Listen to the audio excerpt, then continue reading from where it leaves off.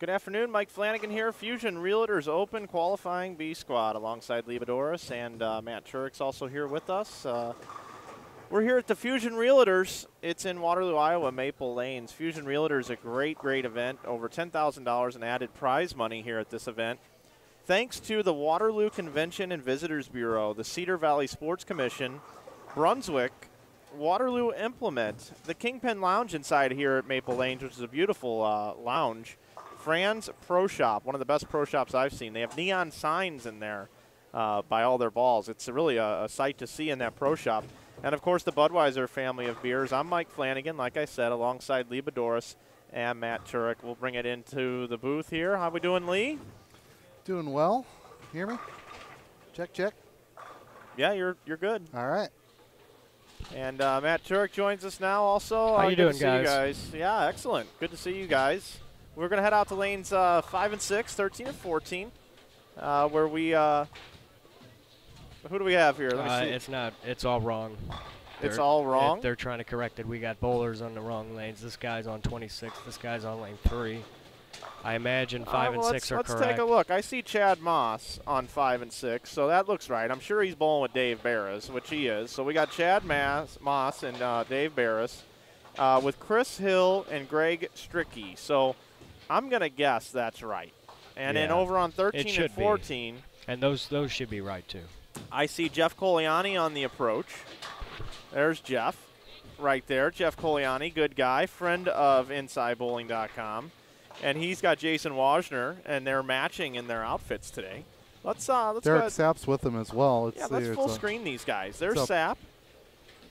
So he might be on this. And Keith Klink also on this pair. So it's the only one not wearing the Little Bears Pro Shop jersey is what's on the front. Yeah, so take a look here, 13 and 14. You've got Derek Sapp, Jason Wajner, exempt, former exempt pros on the PBA Tour in this particular block.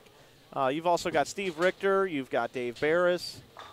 You've got Rob Gottschall in this particular group. You got a couple of folks from back home, and Tim Barrett and there's Shea Bittenbender along with Justin Lynn. So the skip is skip 1, skip 2, skip 3, something like that, Lee? Move 1, skip 2.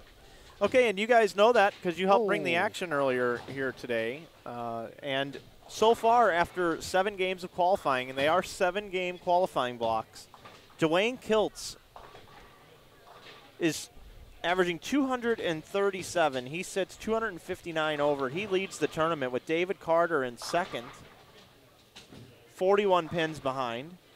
16 back of Carter is Troy Fuller. Jason Guest is fourth. Clayton Moore is fifth.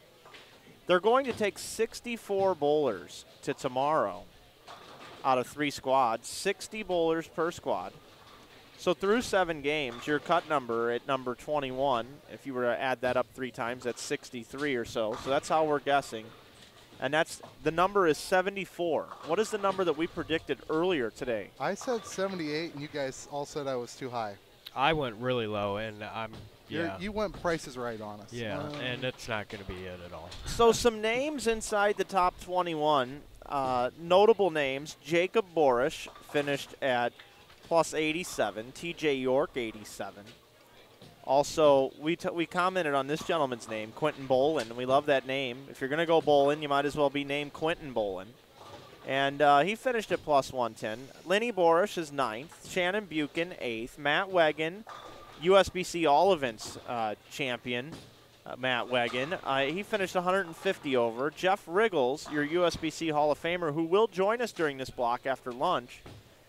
He is plus 155 and sits 6th. Clayton Moore in 5th, Guest in 4th, Fuller in 3rd, Carter, and, of course, Kiltz 1st and 2nd. So it gives you an idea of where we're at. We'll go back to our split screen, show you 2 pairs at once. Waterloo, Iowa. It's a beautiful day. It's a nice day. And we want to thank the entire Inkelkiss family for running great events here in Iowa. They are absolutely fantastic to work with. And Jennifer just brought us over some updated squad pairing sheets. And Jennifer is updating your standings for you. We do have the ticker up and running now. Also, if you're not on IB or InsideBowling.com, TV or .tv or whatever the heck it is, Matt. Help me out here. It's InsideBowling.tv. Oh, all right. There it is. Okay, so if you're not on that particular page, which actually directs you over to our IBTV Live page, and you're just watching on live stream, if your www begins with live stream, then you're that's on the a wrong problem. page. Yeah, exactly. So you want to be on the right page, and down below you can refresh on your screen with the little blue button, standings after Game 7 and individual scores through Game 7 from Block A. And up on your screen, you're going to see that the ticker is giving you updates after game number 6. That's because we have not uploaded through game number 7 as of yet on our ticker side of things. So we will not update Game 7. What we will do instead is we will bring in those qualifying scores from this particular block. So a lot of moving parts over at the tournament office right now, and they're trying to get things situated. So we're going to just stick with Game 6 on the ticker for now. Tom Adcock, you see scroll across your screen. Not going to be enough to get in. He's an excellent amateur player. He's had a lot of success at Megabucks tournaments. Don Breeden, a grinder we talked about in the first block, not going to make the cut. Gail Myers Jr. not going to make it as well. USBC all-time Open Championships average leader. So, you know, they're not easy today. Today's pattern, 45 feet, 4-5. That's right, 45 feet, AMF HPL lane surface. Little retro masking units here, actually. And it is 30 mils out on this HPL pattern. And it's at a 3.66 to 1 ratio, so a demanding yet not impossible scoring pace here at this tournament, as I love seeing plus 74 right now being in the number for 7 games. It's about a 210 average. First place is going to take home $3,000, and the beauty of this event with all the added money, the way that Joe decides to sweeten the pot, is he likes to pay the last cash spot at least double your money back. So I'm not even sure. Do we know what the entry fee was for this tournament, Lee? Somewhere like around 130? Yeah, 120 or 130, I believe. And there were discounts provided depending on how many previous events you bowled. Yeah. If that was my understanding. Yeah, from the Greater Iowa Tour is how that comes we about. had a point. I do have a points list if you guys want to go over that. You have a points list for the Greater Iowa? I do. Well, whenever you want to go over that sometime here, Matt, that'd be great. Looks like here in the chat, D. Margit says $120, $10 for the membership. So thank you so much for. We have the smartest fans in the business. Here's your points list, Mike. Well, looks like our leader right now on the points, Mike Peters. He bowls with Jeff Carter a lot back home in St. Louis, our hometown, I should say. Mike Peters right now leading the point list at 980. And where did you find us at, on the Greater Iowa website? No, this was emailed to me, part of the forward. Dwayne Kiltz is second. He's doing good in his tournament. Dwayne Kiltz is doing very well in his tournament. Andy Schutt is third, plus 760 points. So Joe Engelkiss, how in the world does he get to bowl his tournaments and lead in the top 5? The guy must know how to bowl. And we're going to get to see him on C Squad tonight along with Tom Hess. I can't wait for that former squad. Master champion. So I'm really excited about this squad and the next squad, Mike. I really want to see how Tim Barron attacks this pattern, and I like to see Shea, hometown heroes from St. Louis, see how they bowl and see how high they score on this pattern. So we'll stay here with Derek Sapp, Jeff Coliani on this particular pair.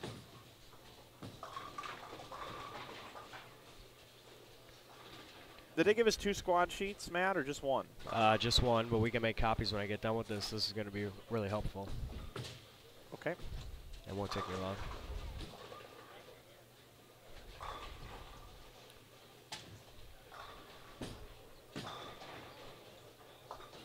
Wajner, Sapp, Coliani, Klink are our bowlers on 13 and 14. Lee Boudouris, you had a chance to take a look at the first squad. You got a chance to digest things a little bit.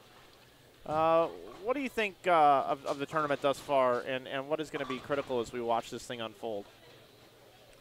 First thing that jumped out at me off of this squad is that you've got a lot of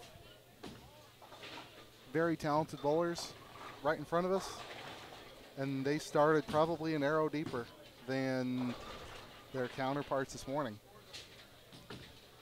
See if, the pattern held up very well during A squad.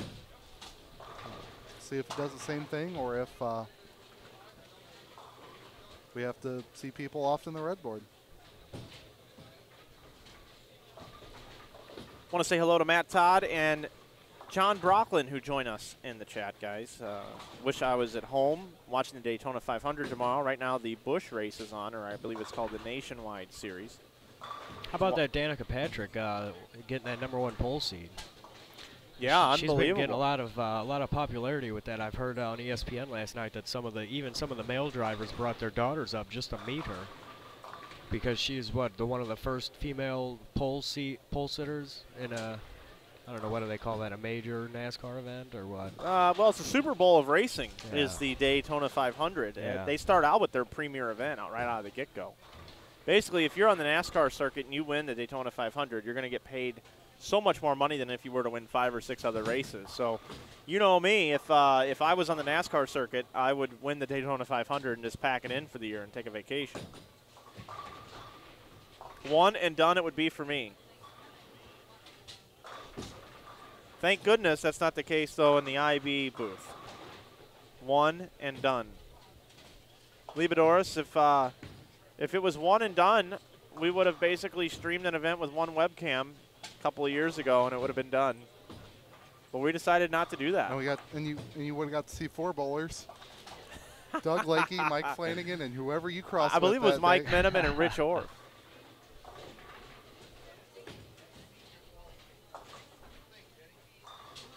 This pattern can totally be out-thought too. I mean, you could really outthink yourself on this pattern. As I'm just kind of watching along here, you know, I was watching Casey Murphy kind of shake his head a little bit.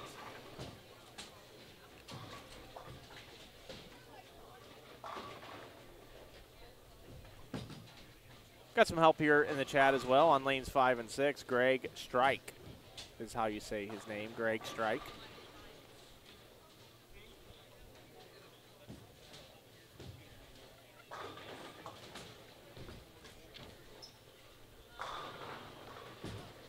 Greg Strike paired up with Chris Hill, Chad Moss, and Dave Barris.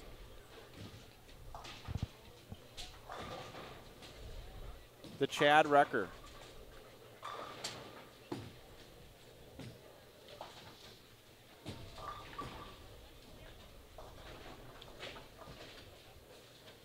Moss and Kloss and the whole group of them. I just put them all together, essentially. I can't even tell them apart, Lee. They're such great Iowa folk. He's here, the man, the myth, the legend. We're gonna get some things taken care of here. Matt Turek, if you don't mind sliding over to my seat. Sure thing. We'll put Jeff in the middle, and I'll go down to the kiddie cocktail table.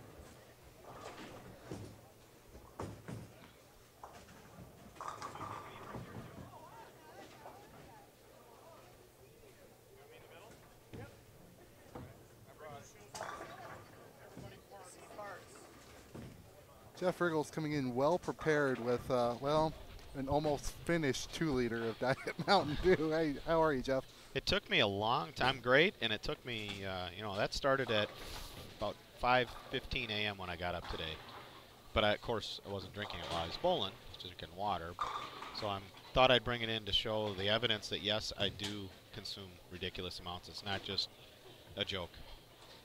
So I post those Facebook pictures. Yeah, you do. I love it when you go and buy Mountain Dew. Yes, the record is 62-liter bottles in one trip, and my car holds about 50 12-packs. And my basement, I just stock up when everything's cheap on sale and get me a few months at a time. What's going on here? What are these guys doing? Where'd they start? Further in than you guys. Good. I would imagine they'll regret that, but maybe I'm wrong. Same thing. I mean, John Shallow's here on 11. Just out of the camera shot, he's got a very good look, but even out of the gate in practice, he was. I gotta make sure it's inside There's of 10. There's Mr. RIchgels. Look at this. Look at this Mountain Dew right here. I thought you'd want to get that on camera. Right that's here. That's a nice mountain. What is that, a liter? You know, 2 liters. 2 liters. That's a 2-liter? That'd be fun if I could like just spray it all over. Well, it's almost gone. I mean, there's only. We can get more. No. I've got another one for tomorrow. Back at the room. But I got to have my caffeine. When you get up to go to work, you get up at 3:45 and go to work, you got to have something. And I hate coffee, so I've been a Diet Mountain Dew guy for a zillion years. I'm not a big coffee drinker myself either, Jeff. Jeff, it's good to see you.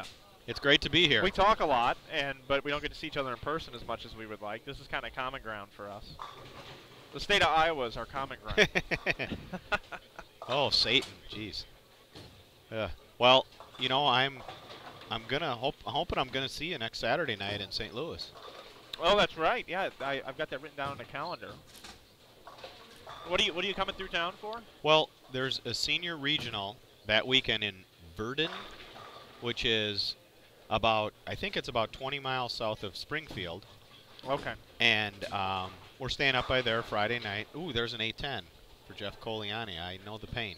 Anyway, I'm going to bowl A squad on Saturday, and then we're going to stay at Lumiere because Susie Fever has a little free room there. So, and we love that place in downtown St. Louis. So we're going to come down and hang out and gamble a little. And it's only probably an hour from Verdun to there. So maybe get to see the viewers. And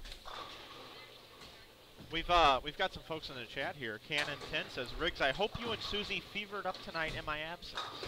Oh, yes, you can count on that. We had a little fun last night. I couldn't get on the craps table, so busy at the aisle. I played 4-card, or Mississippi Stud it was, and made a little bit. But the dice will be going tonight. That's a guaranteed. You know what I remember from being here the last time with you guys as I flew solo? I remember getting over there after completing my work, as I always do, with due diligence. And I remember heading over there, and I was starving. And I remember walking in, and they had this unbelievable Sloppy Joe. Oh, yes. The Sloppy Joe table. Yes. They were $1. Yes. $1 Sloppy Joes. Yep, and they always put those out like Saturday nights, and so when you're leaving or whatever, when you get there, it's right at the exit of the casino. They are good. Yeah. Oh, I love them. They are fantastic. Hey, Jeff, you use Twitter, don't you? Yep. You got your phone out or anything, or can you tweet while you're in the booth? Sure.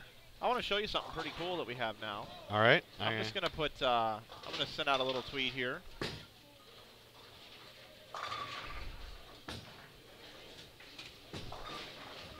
It's news since you've been in the booth. Okay. If you do a hashtag inside bowling. All right, I got my Twitter account up. So you want me to send a tweet? Yeah, send a tweet, something with hashtag inside bowling. We just did. Come on. What's going on here? And, oh, here we go. I got it. All right. Hashtag inside bowling. No, just all one word? Right, yeah, just hashtag inside bowling. Okay. And the tweet should come in. Matt, you want to try the gear real quick, the tweet gear? What do you want me to say? It doesn't matter what I say, right? No, whatever you want to say. We'll show you this new cool feature that we have. Yeah, double-click that, yeah. Who did? Minimize it, Matt. Minimize it. Don't close it. Yeah. Perfect. All right. Yeah, send out a tweet, and we should see it up on the screen, which will be pretty cool. Everyone will appreciate that knows me will appreciate this tweet when it comes up. So anyhow, you bowled A squad. Yes. And you're in pretty good shape, bud. Yeah, what did I finish up, about 7th or something? 6th at plus sixth. 155. Yep. And I was 144 over the first 6 without a strike in the 10th frame. And I had strikes going into the 10th every one of those games. And I only missed the pocket one of those. I only had 2 opens today. 8-10 in one of those 10th frames, which was one less 8-10 than Lenny left. And a Greek Church combo where I got the 4-pin out the last game. Those are the only 2 opens I had the whole day. So here we go. All right, we got a tweet coming in. Matt, what's it say? Too bad. Too bad. From Riggs. What else would I say? 7465. So right next to me. Where does this show up then? Well, it shows up here. Okay. And then I choose display, and then it pops up on screen. Oh, okay. Pretty There simple. for 10 seconds, and we can bring it back up whenever we want. And we can pass on them, so if somebody sends something derogatory into the booth, we do have the ability to pass on them. Well, we have, at our newspaper now, I'm in the digital side there, and we've gone huge into live blogs and chats and stuff now. Like our governor had his budget. We've moved beyond sports, which used to be the main venue for that. And governor's budget release was this week, and we had a follow-up chat the next day with our state government reporters, and we had a live blog going, I believe, during it. And you know, that interactivity is huge. As you see another tweet coming in from Dubuque Area Bowling. Remember him from 2 weeks ago? Hill. Chris Hill, yeah. He says, while you guys are together, pick a date for the next, and then it went away. How do I bring it back up? Yeah, Just display again? No, over there on the right. Video on the vid blaster. Uh-huh. Right there. Right there? Yeah. Pick a date for the next Dubuque Iowa Open. There's a link there, I guess, to take you to his webpage. Are you talking about the 11th frame open, I'm assuming? All it says is the next, and then there's a link, and then it says Open in Dubuque, Chris Hill. Sure, that's hashtag 11th Inside frame. Bowling. Yeah. It's probably the 11thframe.com open, huh? Yeah, which is a great website, by the way. There's this guy, he's kind of kooky that runs it, but it's a really neat place.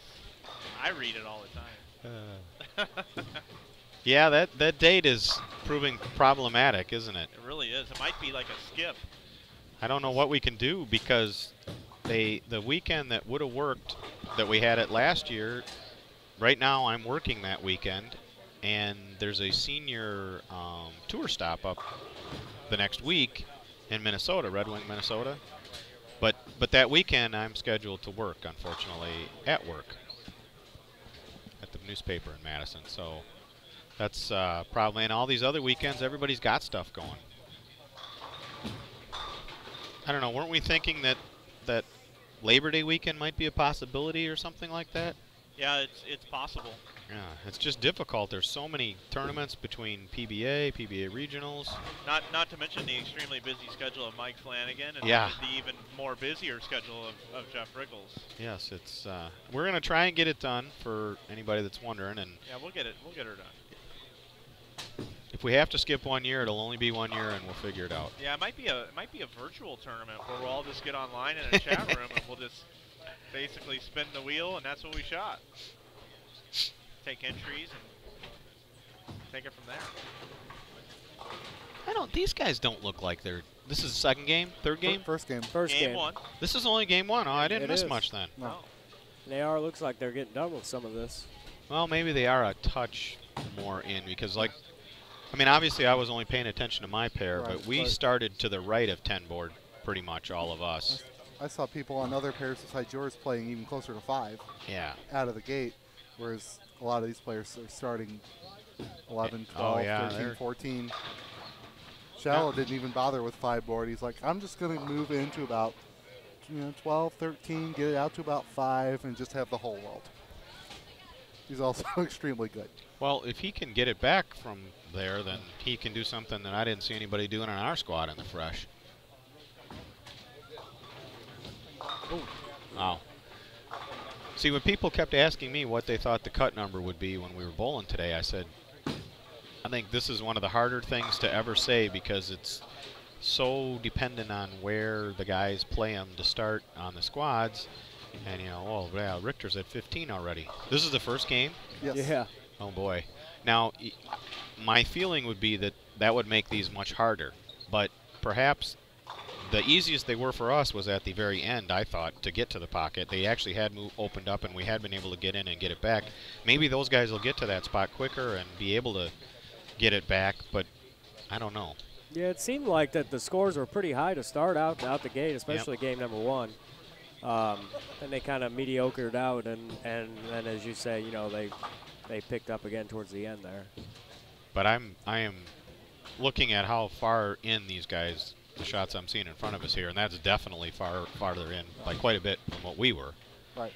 And I'm not seeing the kind of scores we put out the first game. Well, There's some good ones. yeah, Shallow's got 260. There's 239, 227 in front of us. Yeah, okay. My bad. But these people also had 10, 15 minutes on this pair to try and work a shot in. Yep, obviously. And Shallow taking full advantage of it. I'd say there's no doubt that this squad has a lot more total. Like if you added up total revolutions, this squad blows us away because we had so many seniors on our squad. And again, I'm not sure if that's going to be a good or a bad. It may open them up more, or it may mean they get too far left too quick, and that's bad. I don't know. I mean, this isn't a named pattern, is it? This was a pattern created for this tournament. Yeah, it was just created. Yeah. We had the specs. I believe Mike I never said saw the. I know the numbers. Yeah, that's I all never we had saw the too. graph. Yeah, Did we Joe didn't have ever a put the graph no, out? I haven't seen a graph at all. I never saw it either. We just have the numbers here. I do believe Mike said some folks at Kegel Yeah, helped Kegel. out in Yeah. designing it. Yep. I mean, I know that I bowled pretty good, but separating that, however I bowled, I thought this was a really interesting pattern to bowl on, because with this much oil and this much distance, you had a couple of different, and they hooked enough from outside 10 that you could play out there if you wanted. You could choose a bunch of different ways to attack it depending what kind of balls you used, your ball speed, your rev rate. It wasn't like, okay, it's cheetah, you got to play out. It's, you know, it's shark, you got to play in. It's, you know, it gave you a bunch of different options to come up with, and it was the kind of condition you could really finesse the ball with, because there's that much oil, and the hook is whatever it might be depending how you play him, so you could really finesse it a lot, I thought, which I like to do being an old school bowler. And I found it to be very fun to bowl on. Frustrating, because the carry was very difficult once they really transitioned, but it was fun to bowl on. And as you can see here, we're underway in game number 2 already. Start you out here on lanes 5 and 6, where we have Cameron Foster.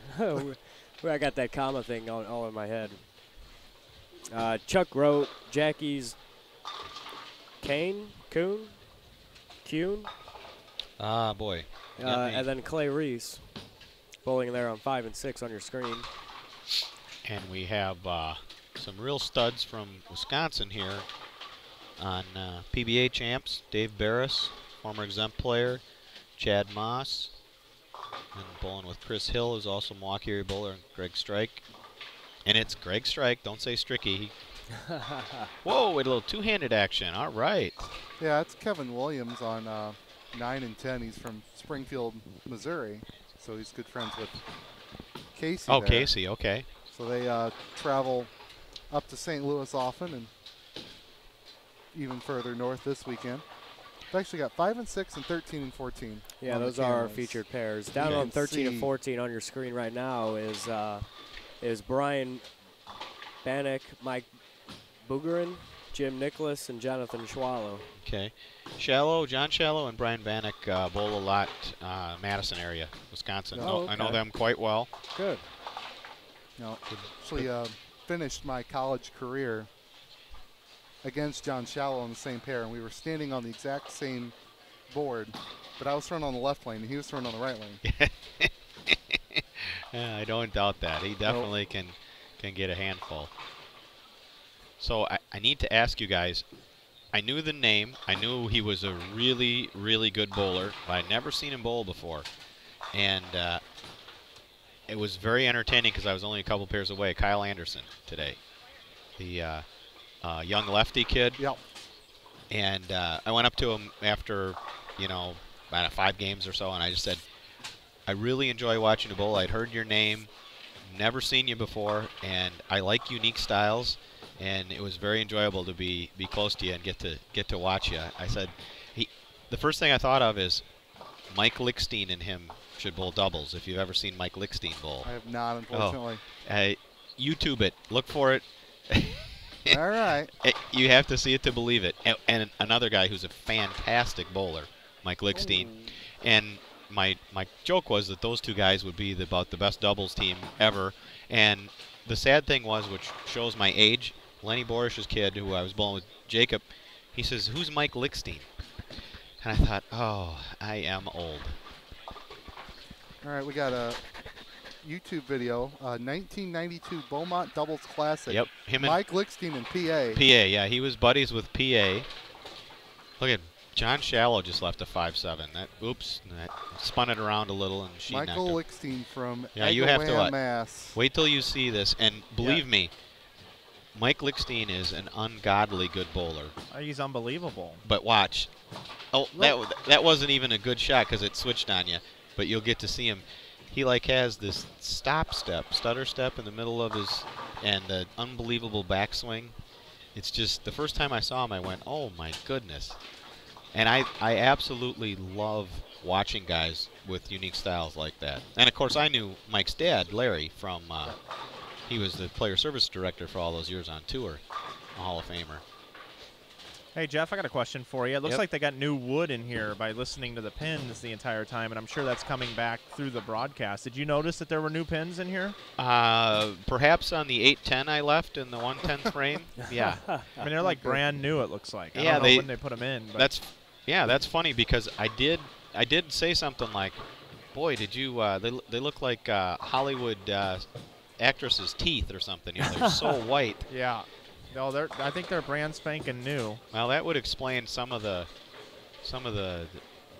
terrible week 10s and yeah. Definitely. I'm going to try to get you guys a couple of interviews here with some players that are actually participating right now in the event. I've got my eye on Dave Barras, Kevin Williams, and also Casey Murphy, Bowler's Journal champion from 2 years ago. So I'm going to see what I can't do here. Speaking of YouTube videos, Jeff, I know it's only been up for about 4 hours, if that. You probably haven't seen it. The end to the match this morning between Belmonte and Machuga. Yeah, it's about 4.5 minutes long, and he throws 2 shots. Machuga. Seriously? Yes. Jeez, I'll have to take a look at that. All right, let's see. There's Brad Snell, a young Brad Snell. Look at PA. Oh my goodness. I wish we had that up on the screen. That would be funny. Oh. Yeah, I know what you're talking about. You found a team challenge or something. No, it's a doubles tournament. It's all left-handers. So it was, hey, Casey. PA looks like he's 16. Yep. Hey, guys, I got Casey Murphy here, Bowler's Journal champion from 2 years ago, Storm staffer. Hasn't changed. He's going to give us some insight on what's going on in the tournament. Hey, what do you see out on the lanes, Casey? Well, there's a lot of volume, and they're really tightening up as they get a lot of carry down. And I feel like you really want to stay close to the pocket and not send it away, or you're going to get into a lot of trouble. What equipment are you using today? What'd you bowl game number 1? I actually used a lot of different equipment. I had a pretty good look with my IQ Tour Pearl, and it seems like I want something that just gets a little longer down the lane than that, so I switched to a Roto Grip Defiant Soul. Game 1, good, bad? 205. I feel like you just, as long as you're not going minus, you're going to be real close. You made the ride up with Kevin Williams, looks like, the two-handed lefty. You guys both won the Twin City Shootout, the Saturday and Sunday event. Good to see you guys here at this event. Yeah, thanks. We've been trying to find some stuff that we can travel and go away for. There's actually an SMBT event in St. Louis this weekend, and we just felt like we had to come to this. The payout was so good, and it was such a good event, especially with the live streaming. Well, I agree. I think this is a good event. We're happy to be here, too. Good luck, man. Thanks. It's Casey Murphy, 2000, whatever year 2 years ago was, Bowler's Journal champion. There you go. That was PA. Lee and Jeff are watching YouTube videos now, everyone. Yes. Mike Lichstein, he another guy that's too young to know. Lichstein, here we go. He actually is more pronounced in some of that these days than he was then. But let me tell you, that guy is one heck of a bowler. I think he won multiple high rollers, if I'm not mistaken. Hey, guys, got another interview. Dave Barras is here. Dave finished second at the last Fusion Realtors that we streamed. Dave, what are you seeing out on the lanes? They're pretty tight down lane. Fronts are hooking a little bit more than I thought they'd be. So you kind of keep your angles a little square right now, and they should break down a little bit. Struggling getting carry right now. Dave, did you bowl this event last year? And if so, tell us how you did. Here, I think I finished like 12th or 13th. I was just out of the top 10. Bowled some regionals here. Haven't had great luck here, but usually cash, but nothing real high. Well, Dave, good luck to you, man. We hope you do well, make a deep run just like you did at the last event. Thank you. It's Dave Barras, Team Brunswick, checking in with us over here. He's on lane 7 and 8. He'll be coming through our featured pairs over the next couple games. Chad Moss just left a pretty hellacious solid 9 on a strike. Yep, on a strike. So that was painful. He's bowling with Dave Barras. Here you go. Okay, stop it right there. Okay, and you're right now you're watching the featured pair 5, 5, and 6, where we have Cameron, Chuck, Jackus, and Clay. I have to be butchering that name. Maybe you can help me, Jeff. Oh, which one? Well, I mean, the French pronunciation on the first name would be Jacques. Jacques. Quan? County? Coun? Coun? Kaunet, maybe, if it's French? Hopefully somebody in the chat that knows him can help us out Yeah. and hook us up with the right pronunciation there.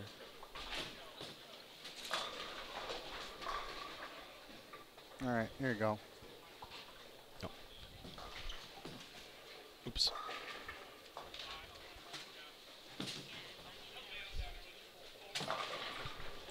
Now, so this video here of Machuga's 10th frame is 4 minutes and 51 seconds long. For 2 shots. Well, he picks 3 shots. Okay. 3 shots. Well, still.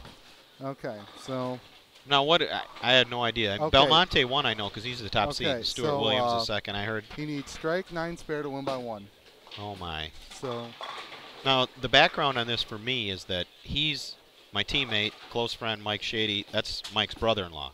So I did not know. Machuga is, you know, kind of family in a sense to me, and I'm usually cheering for him, although he's not Storm here, so I got mixed allegiances. No. But so he needs strike 9 spare to win. By 1. Okay. And this is a YouTube video, correct? Yeah, you can go. We're not talking about the live streaming. No, that's I going got on this right off now. of the PBA Facebook page. Okay. If you're friends with them or you follow them.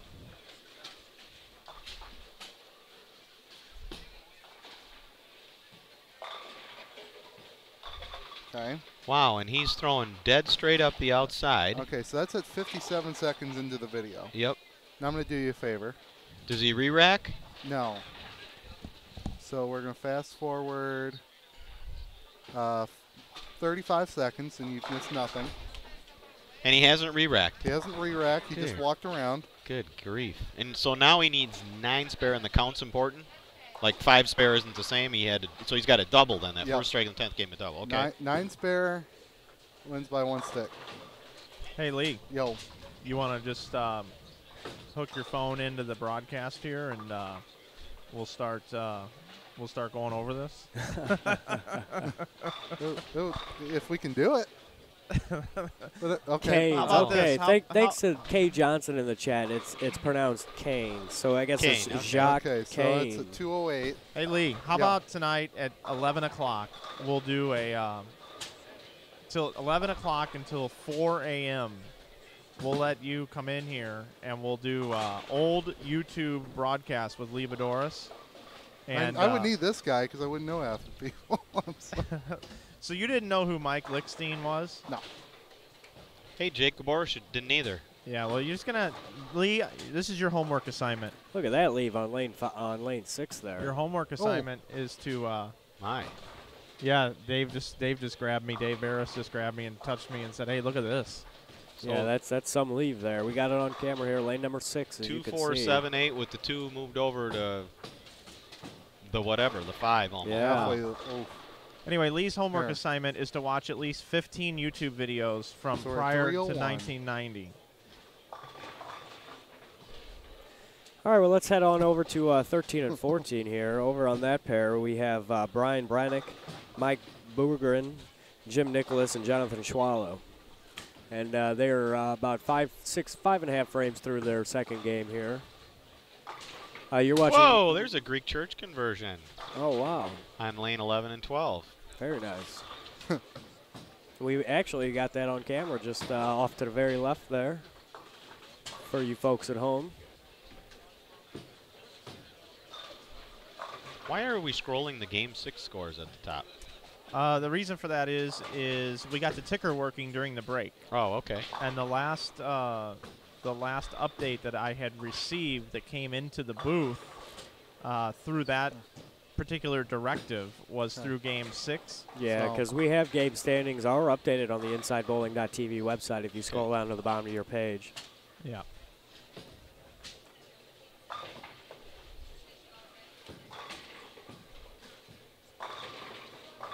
There's a lot of 10 pins by high rev players right now. The ball's coming in behind the head pin and not getting the messengers that come across. Lee, you got that all figured out yet down there, or What now? you got that all figured out? What happened? What did I miss with this YouTube video? We were thought we talked about it earlier with the end to the Machuga Belmonte match. Oh, this morning. Jeff had not seen that yet. I haven't seen it yet either. So if he went 8 spare, did they tie then? He lost by 1. So he needed strike 9 spare to tie? If he gets strike 8 spare, then if strike 9 spare is a win, strike 8 spare is a tie. I was listening to them, and they said strike 9 spare to win. Well, if he must not have made the spare then. Or maybe he chopped. No.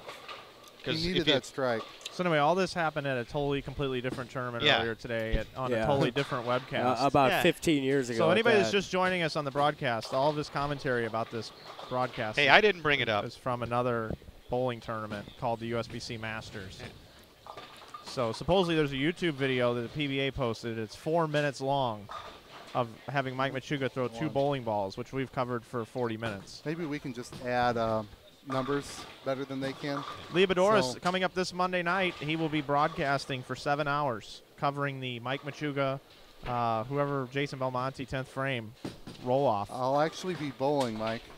Oh, that's okay. Well, you're just going to have to You're get a sub. broadcasting right now, so why not just do both? I'm just giving you trouble, Lee. I'll leave you guys alone. See, I want to talk about this tournament. I want to see the 7 game totals. Do we have them here? These are 7. These are 7 game totals. So what was say 20th? 74 over. 74. That you was guys 21st. said 78. Yep. And then 22nd was 60 over. Okay, well, I'm going to go out on a limb here. Watching the way these guys are playing these, I'm going to go out on a limb and tell you that it's going to be under 78.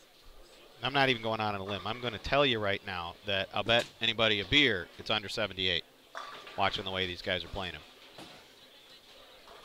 And let's see, we got there's a 77 is 20th, 74, 60, 58, 57 tie. Very interesting. I would say that it's going to be somewhere between the 74 and the 60. Somewhere in the 14 pins space. I just don't see, watching the reaction these guys have. The back ends just, the front looks like it's hooking more. I think Barris called it. Front looks like it's hooking more, and that's making the back ends appear tighter, and that's going to make their carry worse, and that shuts down your swing looseness quite a bit, trust me.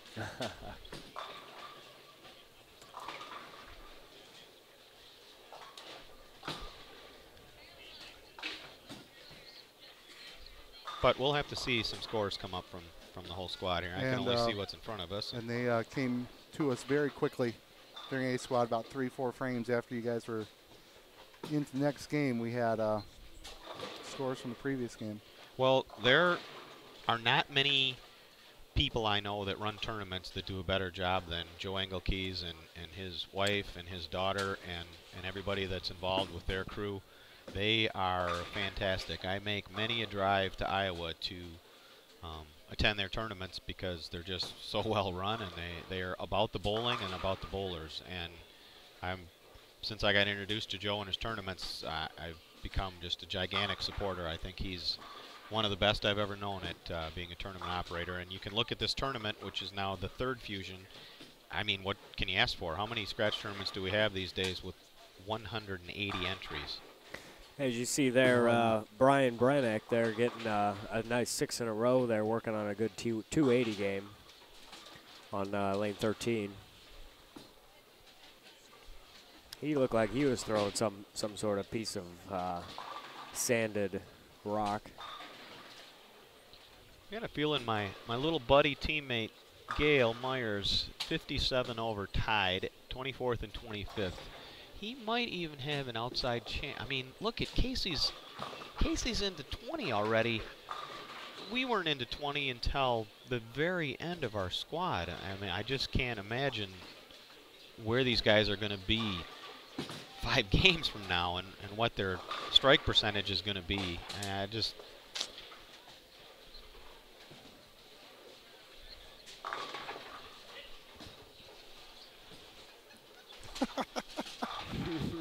Get a couple comments here about his 2-liter of Mountain Dew. That's hilarious, actually. Oh, we got one of Mike Nape's buddies there. Sprake. Glad you could check in.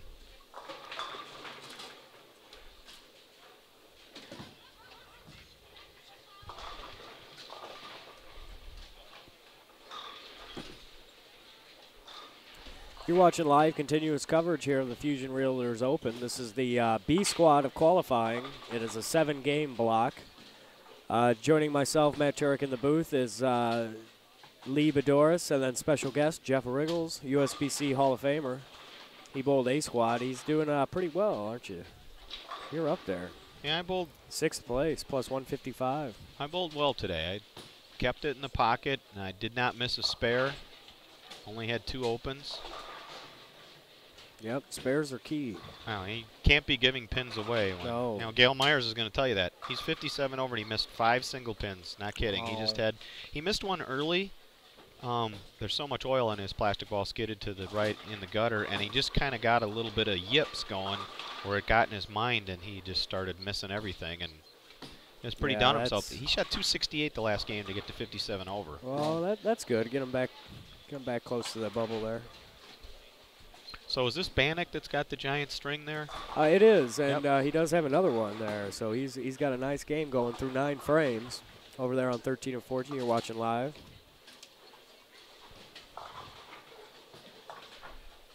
It would actually, it kind of surprises me I wouldn't think this condition is ideal for his game.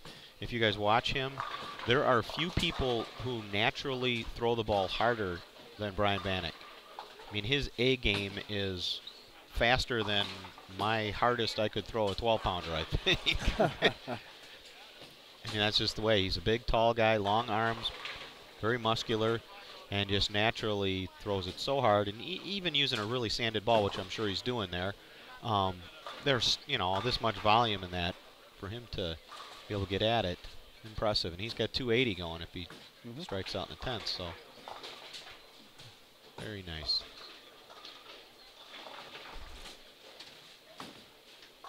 Oh, I love the two-handers. Mostly because so many people fry about that. There is a lot of people. I don't have any problem with it. That. I don't really have a problem with it either. I do enjoy watching them. They, you know, I mean, they're still. I mean, you would consider that a right-handed bowler if they're putting their right-handed fingers in the ball, right? I mean, because their other hand is just kind of a stabilization hand. I have a far bigger problem with wrist devices. Wrist device is a not natural aid to bowling. I think wrist devices should be banned in scratch bowling. Oh, really? I have a far bigger problem with that because it's not a natural aid to. That's very true, actually. When you're using one hand or two hand, they're your hands. Yeah. You're not got anything unnatural out there. If you can get up there and throw with two hands and beat me, more power to you. I've never understood the people that think that should be illegal. I just don't get it. I've thought about it 100 million ways, and I cannot find a reason in my mind why that should not be legal. I mean, we all put two hands on the ball at some point. Yeah. It's just when the other hand comes off is different. Shouldn't mean. Some people put 4 fingers in. Some people put 3. Some people put 2. The old days used to put in 1. Some people use their thumb. Some people don't. In PBA, I know guys that go left-handed and right-handed back and forth. The whole idea that throwing with 2 hands is, you know, some kind of unnatural advantage. If it was such a great advantage, why doesn't everybody do it? Yeah, exactly. Yeah. You know, it's also has its negatives because you have so much more revs on the ball that, you know, it's given up some bit of control for that extra power. And more power to the guys, and they kick your butt doing that, I shake their hand.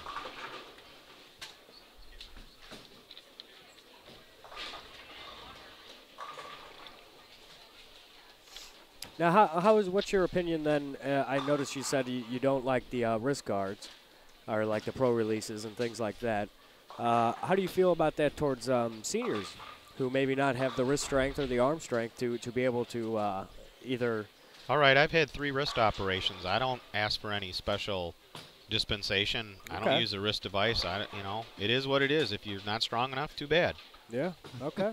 You shouldn't be able to use an artificial device to help create revs. Yeah, on the to help ball. you throw a shot. Yes, I hear you.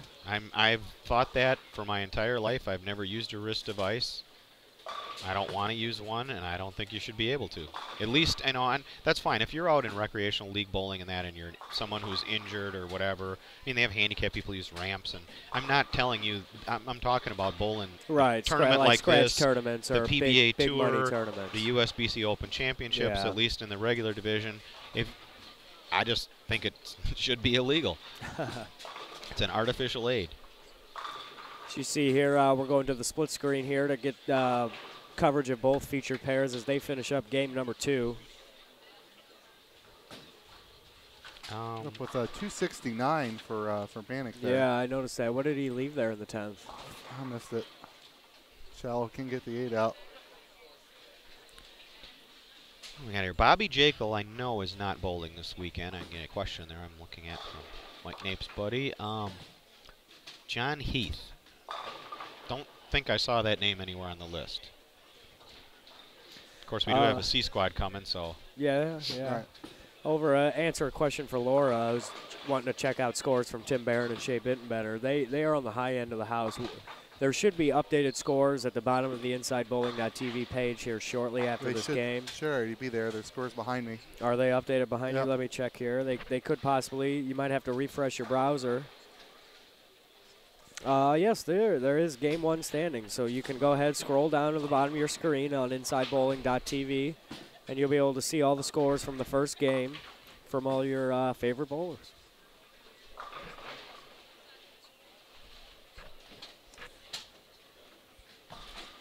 We got Tommy there. I think I already answered that question. I asked about should wheelchair bowling be illegal. Wheelchair bowling, I mean, yes. In a tournament. Theoretically, in a tournament like this or the PBA Tour, that's what I'm talking about. I'm not talking about league bowling. I'm not talking about a special tournament for handicapped people. I'm talking about top-level bowling. I'm talking about the PBA Tour, the USBC Masters. I'm talking about this kind of scratch bowling. Yeah, nationals. Yeah, we're talking about top big money tournaments. Yeah, right. we're talking about top-level scratch bowling.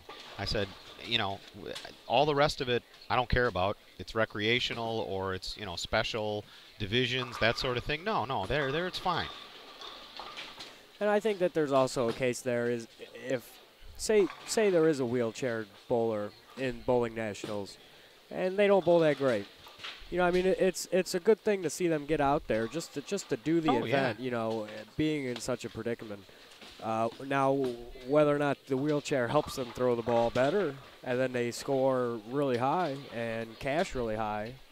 Good for them. Well, it's quite obvious based on, what we've seen that you're at a great disadvantage bowling in a wheelchair. Although last year at the USBC Hall of Fame that we put in, please let me get his first name right, Ken Udick, the greatest wheelchair bowler ever, and I had the privilege to meet him because I was at the ceremony, and he went into the Hall of Fame, and he is one of the more inspirational stories you could ever imagine. He was disabled in Vietnam and wanted to continue to compete in athletics, and there's wheelchair basketball, but bowling was something he found. And the guy has 300 games. He has high 700 series. He's won the wheelchair national championships many, many times. And I'm on the USBC Hall of Fame committee, and it was when I learned about him and we talked about him and eventually elected him. It was such a neat story. And then to hear his speech at the Hall of Fame and hear his story and see his family there and everything. One of the nicest guys you could meet, and somebody who gave about everything you can give in defending this country. Just an inspirational story and really a neat guy. And you want to look up something cool, type in, I think it's UTTECHT sometime and look him up in wheelchair bowling. And it's really, he's an amazing guy and an amazing story. And I would never take that sort of thing away. I'm talking about top level bowling. Right. And obviously it's just wheelchair wouldn't be an issue no matter how. He's not going to compete on the PBA Tour that way. Exactly. It was just a top of conversation. Yep. Starting here on 13 and 14, that's game number 3. You're watching Kevin Williams, Randy Norton, Casey Murphy there, and Tony Schiff Good Lord, am I pronouncing that Yeah, right? well. S-C-H-E-F-F, Sheaf. I guess. Yes. And I'm guessing this name is backwards. Kevin Williams. Williams sounds like it's Kevin Williams. It's Kevin Williams. So they got the name backwards. Everyone else's last name first. Yeah. Just so we're clear. Just trying to confuse you. Yep. That got me there for a minute. So that's lane 13 of 14. 5 and 6, they're still waiting for bowlers to move pairs. So we'll watch some action here on 13 and 14. It's Case. So, go. Casey Murphy there with a split. Almost picked it. There is a heavy contingent of Wisconsin bowlers. Here I see some guys coming by, some Madison guys, Scott Erickson, Chris Gibbons, Fox Valley guys, Kenny Kemp I see. Get Motivated, he's a motive staffer. And then we have some guys from Milwaukee, Greg Thomas, Tony Oliva. Really speaks to this tournament that you can get people coming from Missouri way down there and from far away in Wisconsin, 4 or 5 the 5-hour Utah drives. bowlers, and I mean that's great. How far are we from Madison?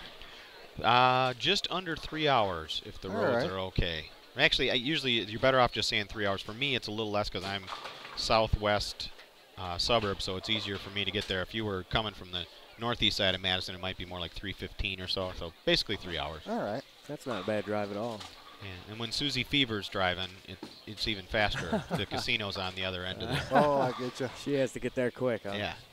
We made it yesterday. I looked up and I said, "Holy crap, we're 5 minutes away," and it was under 3 hours. Believe me. She usually doesn't let me drive because she says I'm too much of a geezer driver, which is probably true. What's my doubles partner got there? 214, Rick, for Steve Richter on 11 and 12. Dug himself a little bit of an early hole there, but got the shovel out, starting to dig. Clean, 214. Yep.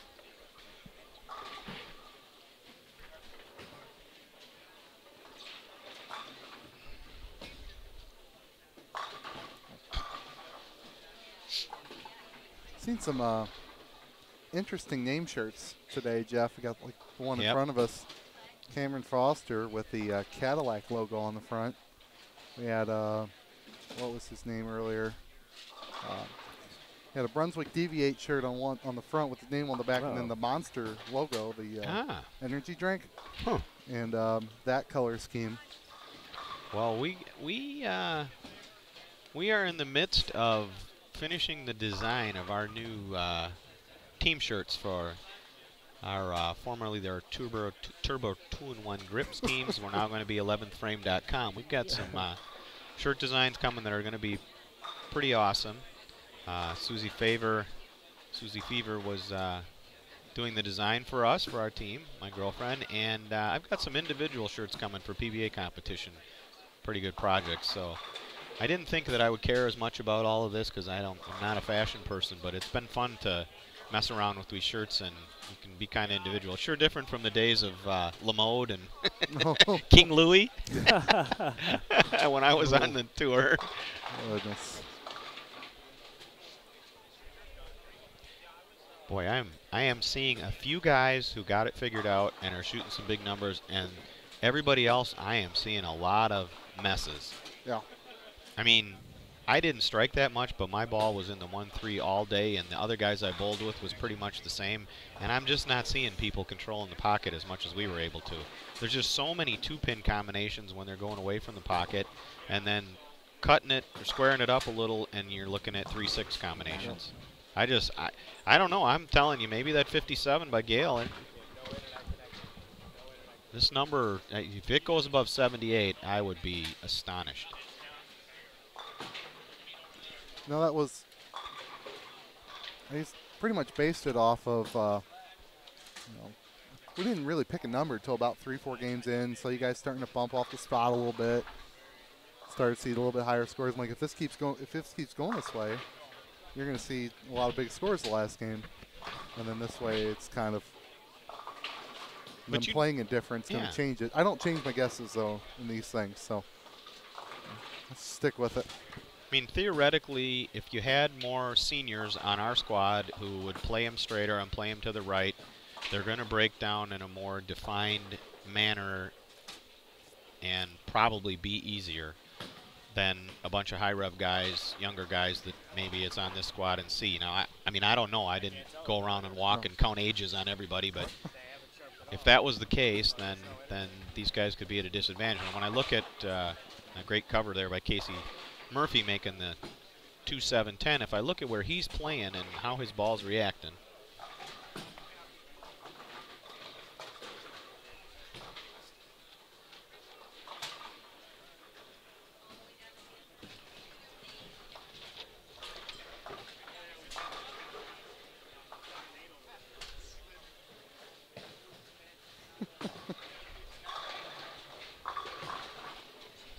Nope.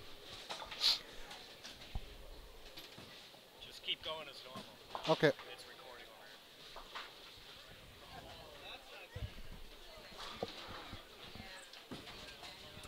All right. All right, so we're still here on lanes 13 and 14. Looks like play is underway on 5 and 6. Let's head on down there. This is game number 3. Down on 5 and 6, we have Richard Banker, Doug Duvist, Brian Crane, and Justin Holmes. They're bowling down there on 5 and 6. I do know Richard. He's from Janesville area in Wisconsin, which is a half hour, 45 minutes south of Madison. Bowls some of our Madison area scratch tour events.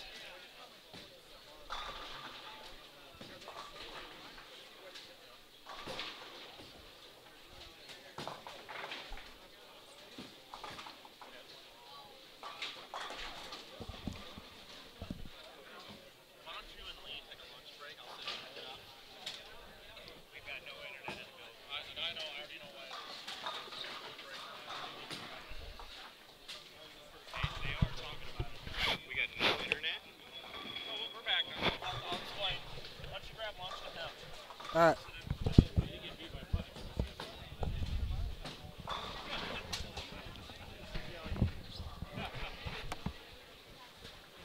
Hello, Jeff. Hey, hey, Mike. We something kind of crazy happened here. We actually lost internet for a minute, and it was because the bowling center blew a breaker, and where all the internet stuff is plugged in is just went down. Yeah. Interesting. So that's what happened. Well, we're back, and if you're watching this on YouTube, you wouldn't notice it at all because we're recording in-house, and we upload everything at 720p, so you didn't miss a beat. But if you're watching online, you did miss a beat because all of our internet cabling and everything no longer had power. The booth was on, thank goodness. So anyway, we should start coming back here now, as I just got to double check a couple things here. Looks like we're back up and streaming. Johnny Pesh says, sure, blame it on the bowling center. Yeah.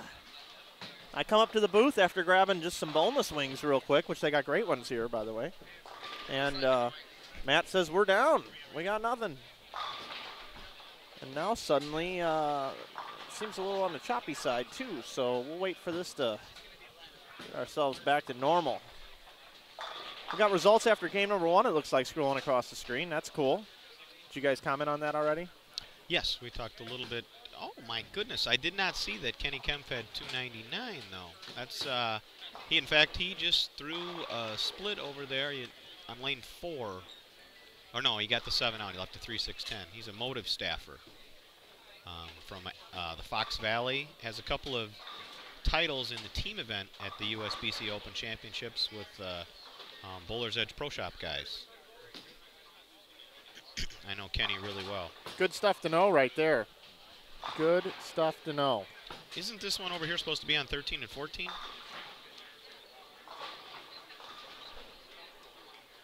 What was that? Sorry? Isn't this one over here supposed to be on 13 and 14? Or Well, what happens here is, I'll take you through this a little bit. This is This is where we build everything. This is what we're calling the action on. Okay. This computer then goes out to this computer, and then this broadcasts. Okay. So what you're seeing here, this is going to be delayed about a half a second to a second compared to this screen over here. So, and that's just the technological jargon up here in the booth for everybody at home that you don't get to see. But that is how it works. So this computer is here where we build everything, and then that's what's going out. So if we want to bring in 2 screens at once and take a look at a couple of different pairs, we can do so right here. You can watch 13 and 14 and 5 and 6. I see. So, yeah, so that's how it works. Jeff RIchgels in the booth, Mike Flanagan, Fusion Realtors Open qualifying. This is game number 3 now? Yep. So game 2 update should be coming through anytime. I saw Shea Bittmender up there, 166. That's unlike Shea. Normally he shoots 2-0 or better on grind-out shots. So we'll see if he can bring it back today. Shea from the St. Louis area. You know, Jeff, this is a great event, and there's a lot of sponsors behind this one to put this great prize fund together for these bowlers. Of course, the Fusion Realtors, you crossed with Zach today. What a great guy he is. He is absolutely one of the best guys I've met in bowling. And, I mean, there's a guy that he puts his, his money where his heart is. You know, he was a realtor and has some other business interests, and he bought this bowling alley with Fran and Rich. And, he put his money into what he loved. And they've done some work fixing it up. It's looking great, and he's put it in to make these great Fusion Realtors tournaments too. And what more can you say about Zach? And plus, he's near and dear to my heart because he's a craps player too. Yep, and you guys will be over at the Isle of Capri tonight, I'm sure. I'm sure I'll get a chance to take a look at you guys over there as you guys fire at the craps, and I sit back and watch. And hopefully we'll get a chance to maybe do some recording of you guys at the craps table and USBC championships in Reno at the Sands, possibly. I would hope so. That's something to look forward to. That's starting next Saturday. Unbelievable. Or Friday. That kickoff show is coming up. You ought to have your own live broadcast of you watching the kickoff show. Well, I did get a sub for League next Thursday. Thursday night, Gail's going to sub for me, Gail Myers, and I will be watching that kickoff show, which is 3 p.m. Central Time, the live webcast where they release the patterns, talk about the tournament this year. And my blog hopefully will be up sometime Thursday evening at 11thframe.com, my impressions of it. I think I'm going to talk to a couple people like Mike Jasnow after the patterns are released, write some first impressions. And then, of course, later that night, 11:01 p.m. Central Time, online entries open for the 2014 Open Championships, also in Reno, of course. And so that's going to be a late night for a guy that's going to be getting up at 3:45 on Friday to go to work. But, they got to get their $1,800 for 2 teams, and you got to get your times reserved. So. Yep, and that's your wheelhouse is that tournament. So you're definitely at home there. But, hey, here at the Fusion, Jeff, other great sponsors, the Waterloo Convention and Visitors Bureau, the Cedar Valley Sports Commission, Brunswick, the Waterloo Implement, Kingpin Lounge right here in Maple Lanes. Beautiful bar. Yep. That's something that's been all fixed up here. That's very beautiful. They actually have synthetic lane that sits right underneath the bar. That's like what you walk in. That's almost like you're laminate. Very cool. They got some great big screen TVs in there. Guys were in there watching some basketball and stuff today. Do you have enough to drink there? And France Pro Shop, what a beautiful pro shop. They've actually got neon signs up on the walls, like actually showing off the equipment and everything. It's pretty neat.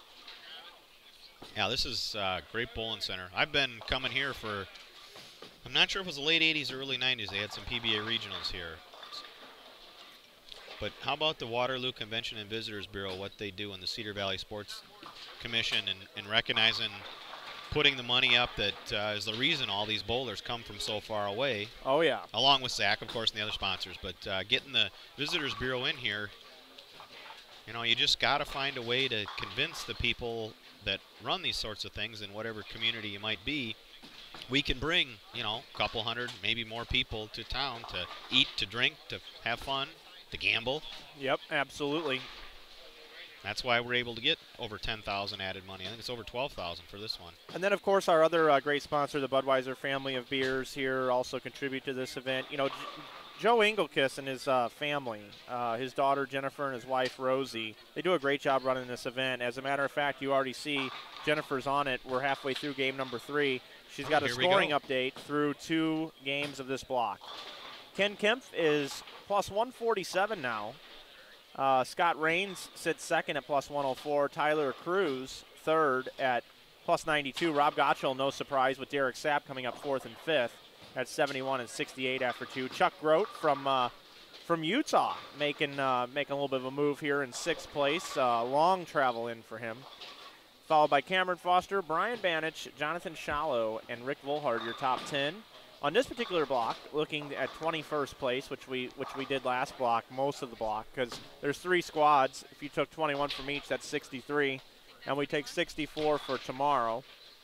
Right now, plus 18, so a 209 average. And we saw earlier today a 208 average through 3, 4, 5 games until they opened up a little later in the block. Was kind of the average. So Jason Wajner, plus 16, sits 22nd. So right there, taking a look at these things, Casey Murphy, Tony Oliva, Tim Barron, all these guys right on the outside looking in. Sean Riley, we had somebody in the chat wanting to know how he was doing. He's plus 3 to 2 games. Shea Bittenbender must have brought it back because he's plus 2 now after a 166 start. And you'll be able to look at individual standings as well. You'll be able to look at individual scores as she gets those up also. Yeah, that'll update on your tabs down below. So this squad has a lot of very, very strong bowlers on it. Obviously, relative to that first squad, which will help them keep the scores up. We talked a lot about that number, and I was pretty adamant in saying that I thought 78 was too high.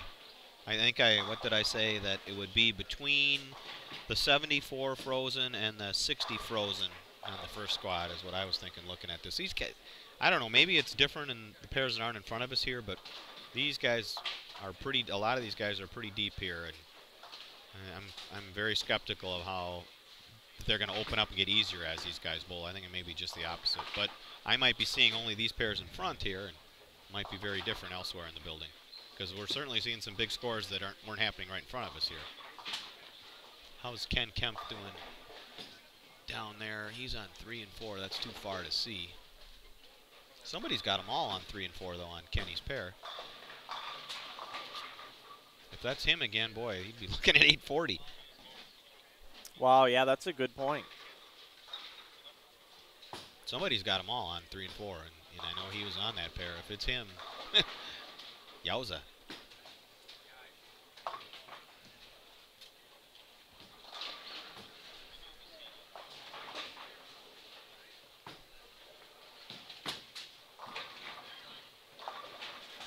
So when's your next webcast after this one? You've been busy recently. Yeah, the IB Open is really the next one that really we're gearing up for. We've got a bunch of requests to do stuff in March. I just don't know if I'm going to be able to do it. I got way too much going on.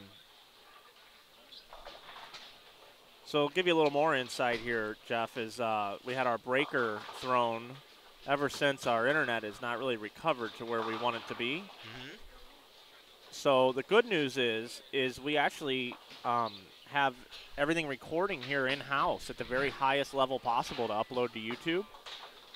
So as we bring this up and take it down, we're still recording perfectly for YouTube. So the folks that are home or watching right now, we're actually down live on purpose. I'm trying to troubleshoot some internet feed issues here real quick. So are you saying that the best way to watch is via YouTube? After the fact. After the fact. Yeah. So, like based off of what our line is here, we can only upload, or we can only stream at a certain level, even though our capabilities are to stream at the very highest level. But we're at the mercy of the bandwidth of the. Sure, so sure. if we just recorded what we were putting out, it would be at that quality. But now we have this system where we actually record everything on a separate device. This computer right here, actually, which is cool. It's just an extra thing that we do. Like, it's recording right now at that quality. Wow. Speaking of technical guru-ness, where is your tech guru this weekend? He's pretty fried out. He's got everything going on with his kids, and last weekend was just an absolute long weekend. We didn't get home till 6 o'clock in the morning. On Monday? Yeah. And we drove through the night. Yikes. And we left at 5 a.m. on Friday to get there. But it was a great event. I mean, there's no doubt that was the case. We had people tweeting like crazy. It was simply insane, good, crazy. I've never been to one of the TNBAs, but I sure know a lot of people who have, one of the national ones, and it sure sounds like a heck of a bunch of action.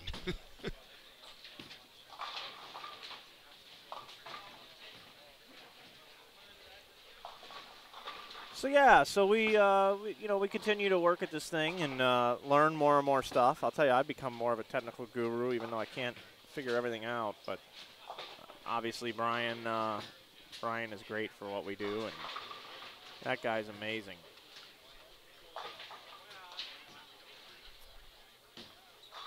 So we're looking good on our end here as we continue to bring you game number 3. Results up after game number 2.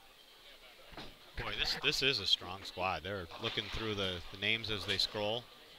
There are a lot of darn good bowlers.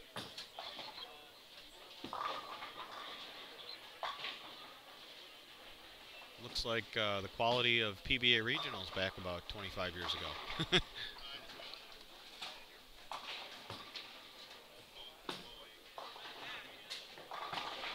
Okay, I'm pretty satisfied here now, Jeff. It looks like all systems are go. All right. That's what happens when they throw the breaker on you. That's interesting. Hey, So are you guys the guilty party in causing that? No, No. not at all. Because if that were the case, we'd have shut her down last night or all through the morning webcast. So we should be good. And Miss Jennifer is now coming up. What you got? Do you want letters? Oh, sure. Yeah.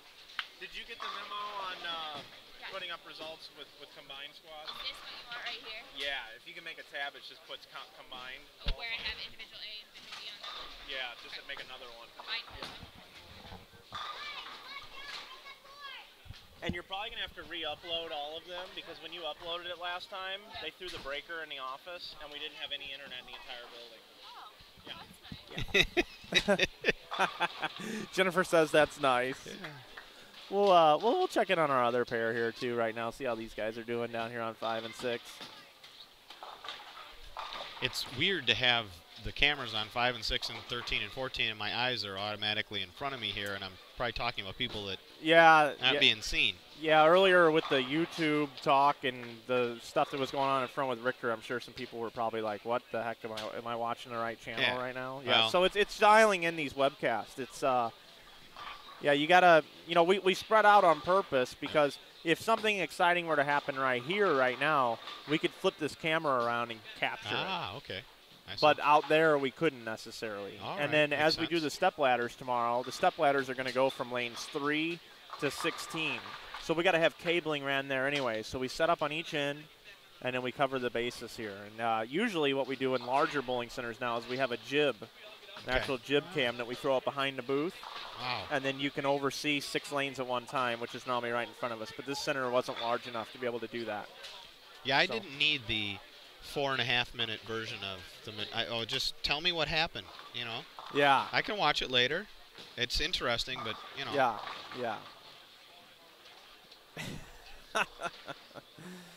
Oh man. So how far of a drive is this for you to come here from Madison? 3 hours. That's right not about bad. For Susie Fever going, it ended up being 2:45. Oh, nice. She was in a hurry to get to the casino on Friday. Get to the Isle of Capri. Did you guys practice or? No, last night? I had to work and then hurry home and pack and all that, so there was no way I could get here. And I had Steve Richter was going to practice, and I figured I'd get all the information I needed. And sometimes I don't like to practice because it would put a thought in my head that I would come out here looking for something and then it wouldn't be like that. So sometimes it's better just to be fresh. Plus, it saves my wrist. And you pretty much know what a 45-foot, 30-mil pattern is going to give you. Got a question here in the chat. They want to know how Susie fired last night. Well, I couldn't get on the craps table because it was so crowded last night, and I was playing a little 4-card poker and made a little profit, and I needed to go up and get some sleep a little before like 11:30 and hunted her down, and she said, well, the jackpot's real high on this penny slot she was playing, so I'm going to go for it for a little bit longer. And I'm like, oh, that's fine. I'm going up and crash. And let's just say that it was 4:05 when she made it into the room. So the legend of Susie Fever grows. And she's raring to go again tonight. She didn't hit that jackpot, but she played 5 hours on $40, which is pretty impressive on slots. That's really impressive. You're getting a request. Okay. I have a request. Yeah, Levi Locke from Utah checking in. Used to work at the bowling center I managed in Salt Lake City, Utah, Brunswick Sandy Lanes back in 2001. His mom, Sandy, was the junior director there. Fantastic lady, fantastic family. Levi's kept in touch with me.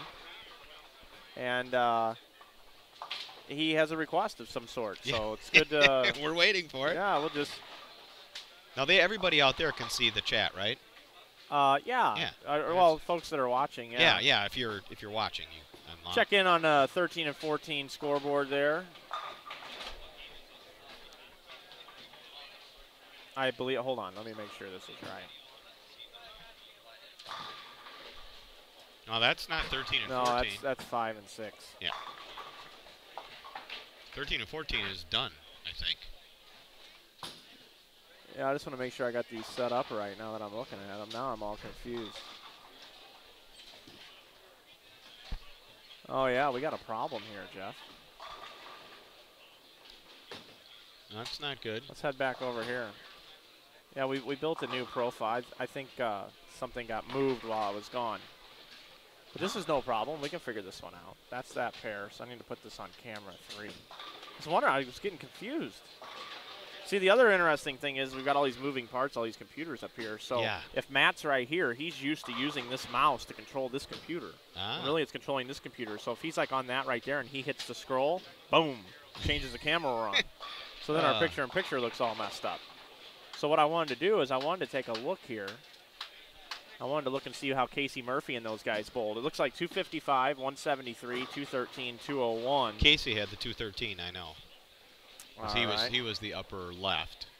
We have Dave Barris on 11 and 12. Just got the first strike in the 10th. He's looking at 249. Let's figure out the rest of these guys on this pair here. Well, the Kevin Williams two-hander is on Casey Murphy's pair, the left-handed two-hander. Yeah, Casey is letter A. Kevin Williams is letter B.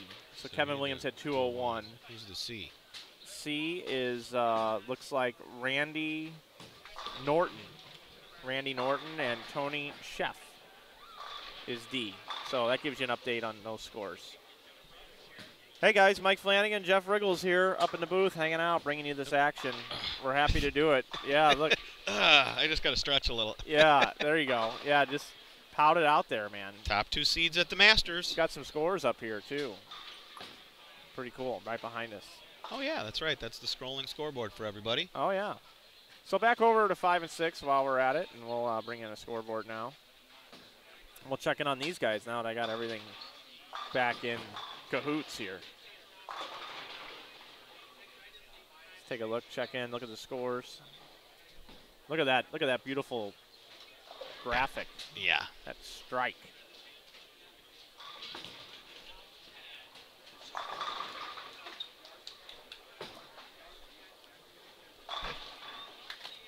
All right. A little more comfortable now. Yep. And now we lost our score. Do the scroll of scores go away after she's about to put up game 3, right? Yeah, she'll be there in just a minute. Oh, here comes game 2 again. Yeah, it just takes a second and refreshes, so gives you a little walk around of what's going on here. Levi says, Levi Locke wants me to explain to everyone what a donk is. Is it similar to a toe? No. Well, we know what a donk is in poker. All right, so Jeff, you met me when I was what, like 29, 30? Yeah. Yeah, Doug Bewer's wedding. Yeah, I'm 33. Reception. I'm 33 now, so you met the mature Mike Flanagan. Oh boy. Okay. All right, you met the mature guy, the mature Mike Flanagan. What's up, Shay? Hey, nice rebound game too. Oh, you did? Okay. Right on. Shay Bittmender coming by the booth. Yeah, so When I managed this bowling center for Brunswick, I'm sure these people were like, what in the hell is this that came into town to run this bowling center at age 21? Oh, wow.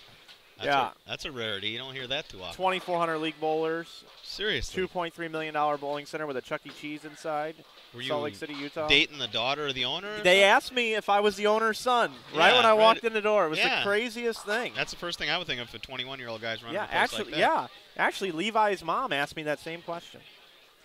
Anyhow, so I was a kid still, and there were some kid-like things and sayings and goofy things I used to always come up with. And my buddies that I bowled with, we came up with this thing called donk. Not like donk, like you're throwing it bad, or that you're not good at participating in some sport or something, like a donk, like that guy over there is a donk. No, this is more like a particular thing that you have. And I used to do this thing where I'd be like, you've got some donk. And I'd be like, yeah. And then I'd grab my head and I'd rub it on your shoulder. And I'd make a noise. And I'd go, "Ah." So, I would just walk up to people. And this was like a thing my whole group of friends did. I know, very strange. You're odd. The very immature right. Mike Flanagan, Yeah, the early days. So Levi remembers this. He remembers the donk. I used to do this thing too, where you would take one particular person's physique, and then you would then partner that with somebody's face. So, like for instance, you would say you have a G.I. Joe body with an Ewok face. Okay. And then you'd say, yeah, and then you'd do the shoulder on the head thing. So, like, you could walk around and say, you've got a Dave Barris body with a Shannon Buchan face. Yeah. You know what I mean? And Okay. so you just start packaging these things together, and it gets goofy. All right. And on long road trips at 3 o'clock in the morning to Yeah. pack up and go to Peoria at Landmark Lanes after Yeah. closing a bowling center and you got 3 people in the car, you start talking ridiculous things. Okay. And then it's an inside joke between your buddies. And so, yeah. So, I mean, when you do things like that, it's pretty hilarious. You know what I mean? Absolutely. I I got it. Like a Derek Sapp body with a Norm Duke face. Okay. You just take these ridiculous things. I think a Derek Sapp face with a Norm Duke body would be funnier. Yeah. Or like a Michelle Feldman body with Walter Ray Williams Jr.'s face. Okay. I mean, you can really cross over. That would make Walter a cranker. It would. That's a good call. See, so when you talk about these things, it creates great conversation. Okay. Well. So that was that Levi. Thank you for bringing this up, Levi. He says it was the funniest thing ever. It was immortalized one night at Denny's. And Matt Todd says that is so weird. Yeah, you guys, a lot of you that have just met me in the last 5 to 7 years, this is really the toned down version of me. Well, you guys out there, you need to know that when I met Mike, I thought he was insane. I thought this is the craziest guy I've ever met. I said there's no way he could ever do all these things he thinks of. And this was at Doug Buer's wedding reception in August 2009. Yeah. And you cornered me and Introduce myself. Yeah. Hey, I'm Mike Flanagan. Hey. And you came with this stream of consciousness of 75,812 ideas for bowling, and it was like, oh my God, this guy's bananas. And We've done a few. yeah, and many of them have come to pass. And the hilarious thing about that is I started dating Susie several months after that, and then she met you, and she had the same first reaction that I had, and then was like, oh, you got to be careful with this guy. There's no way anybody could pull all this off. She's like, you made her totally nervous. I said, don't worry, you just have to see. And if you ever hear the saying, the proof is in the pudding, you're a proof is in the pudding guy, because I never would have imagined that so many of the things you talked about have come to pass, and we're sitting here at one of them right here. They have, man. They really have. It's unbelievable. But, and I say this all the time, and I feel like I need to, record it and hit the button, but it's just unbelievable when Brian came into my life. I sound like I'm marrying him or something, but, when Brian came into my life, it was like he's what made all this possible. You know what I mean? Yes. Oh, yeah, you got to have the tech guy. But you also got to think that he's happy that I came into his life too, because he was already going out to regionals and setting up video cameras and recording it, and then taking it home, and they're still available on the Bowl Spot YouTube channel. But there was no commentary. Nope. And I don't know about you, but I need some commentary. Well, what was crazy is he was doing that while he's bowling. Yeah, I know. I bowled him in match play in a couple of regionals where he was taking time to, you know, set this kind of thing. We had a couple crazy matches, and I got kind of lucky in one, I think both of them. But he is like trying to do this recording stuff while he's trying to bowl in the tournament and get stuff right. It was, man. Yeah, so it's clear he's had a passion for this stuff anyway. And then having me come in, being able to make some connections and spend some time on the phone and do all the things that he doesn't really care to do, just worked. So I'm trying to get better on the tech side, and he continues to try to let us take on more. I don't really get help on the extrovert side from him. Yeah. You know, like, you know, I told him one time, like last weekend, I said, well, what happens if I lose my voice on the way to Cleveland? It would be a quiet ride. No, like when we get there and I can't broadcast. That's true. Brian, can you jump in? Yeah, that wouldn't. What would happen? You know what I mean? A lot of dead air. So yeah, pretty funny. It's just been a funny thing. And the one great thing is we've just done it however we've wanted to do it. You know, it's not like all this stuff that we're doing that, you know, we answer to anybody. That's why it's weird to go out on a tour and work for Extra Frame. Yeah. Because I'll be in the booth and I'll get like a text from Dave Schroeder, you know, like, hey, no big deal, you're doing great, but we like to call the paddock the locker room out here. We don't like to use the word paddock. Okay, you know, I understand that. I just didn't get the sheet that explains to me what everything's called. But that's cool, and that's okay, and I'm not complaining about it. It's just different. Or, you know, you get a you get a text that, you know, this, you should do less of this or more of this, or, you know, and it's just weird because, you know, on these broadcasts, you know, we do whatever we want. But I will say that I go back and I literally listen to every minute of every broadcast back that we do. Oof. Wow. And I'm gonna tell you how I do it after we do this reset here. Do you want to do the reset, Jeff? What's the reset? I know what resets are. Is that? Yeah. Well, just, you know, we're we. Sure. Here's what we do. We normally say where we're at, what squad, what game we're going into, what's happening in town. So Jeff RIchgels, we're gonna do a celebrity reset here on the air. Well, you know that I did 5 years of the Bowling with the Champs. I'm on 30 shows, so I've done this kind of stuff. Yeah, I know. You're natural. I love it. I was the talent there. We're here, Fusion Realtors Open. This is the third Fusion Realtors Open, the second one here at Maple Lanes. And we have the B squad of qualifying here. They'll be bowling 7 games. And A squad already bowled 7. C squad's going to bowl their 7 tonight. And the top 64 out of the 180 are going to advance.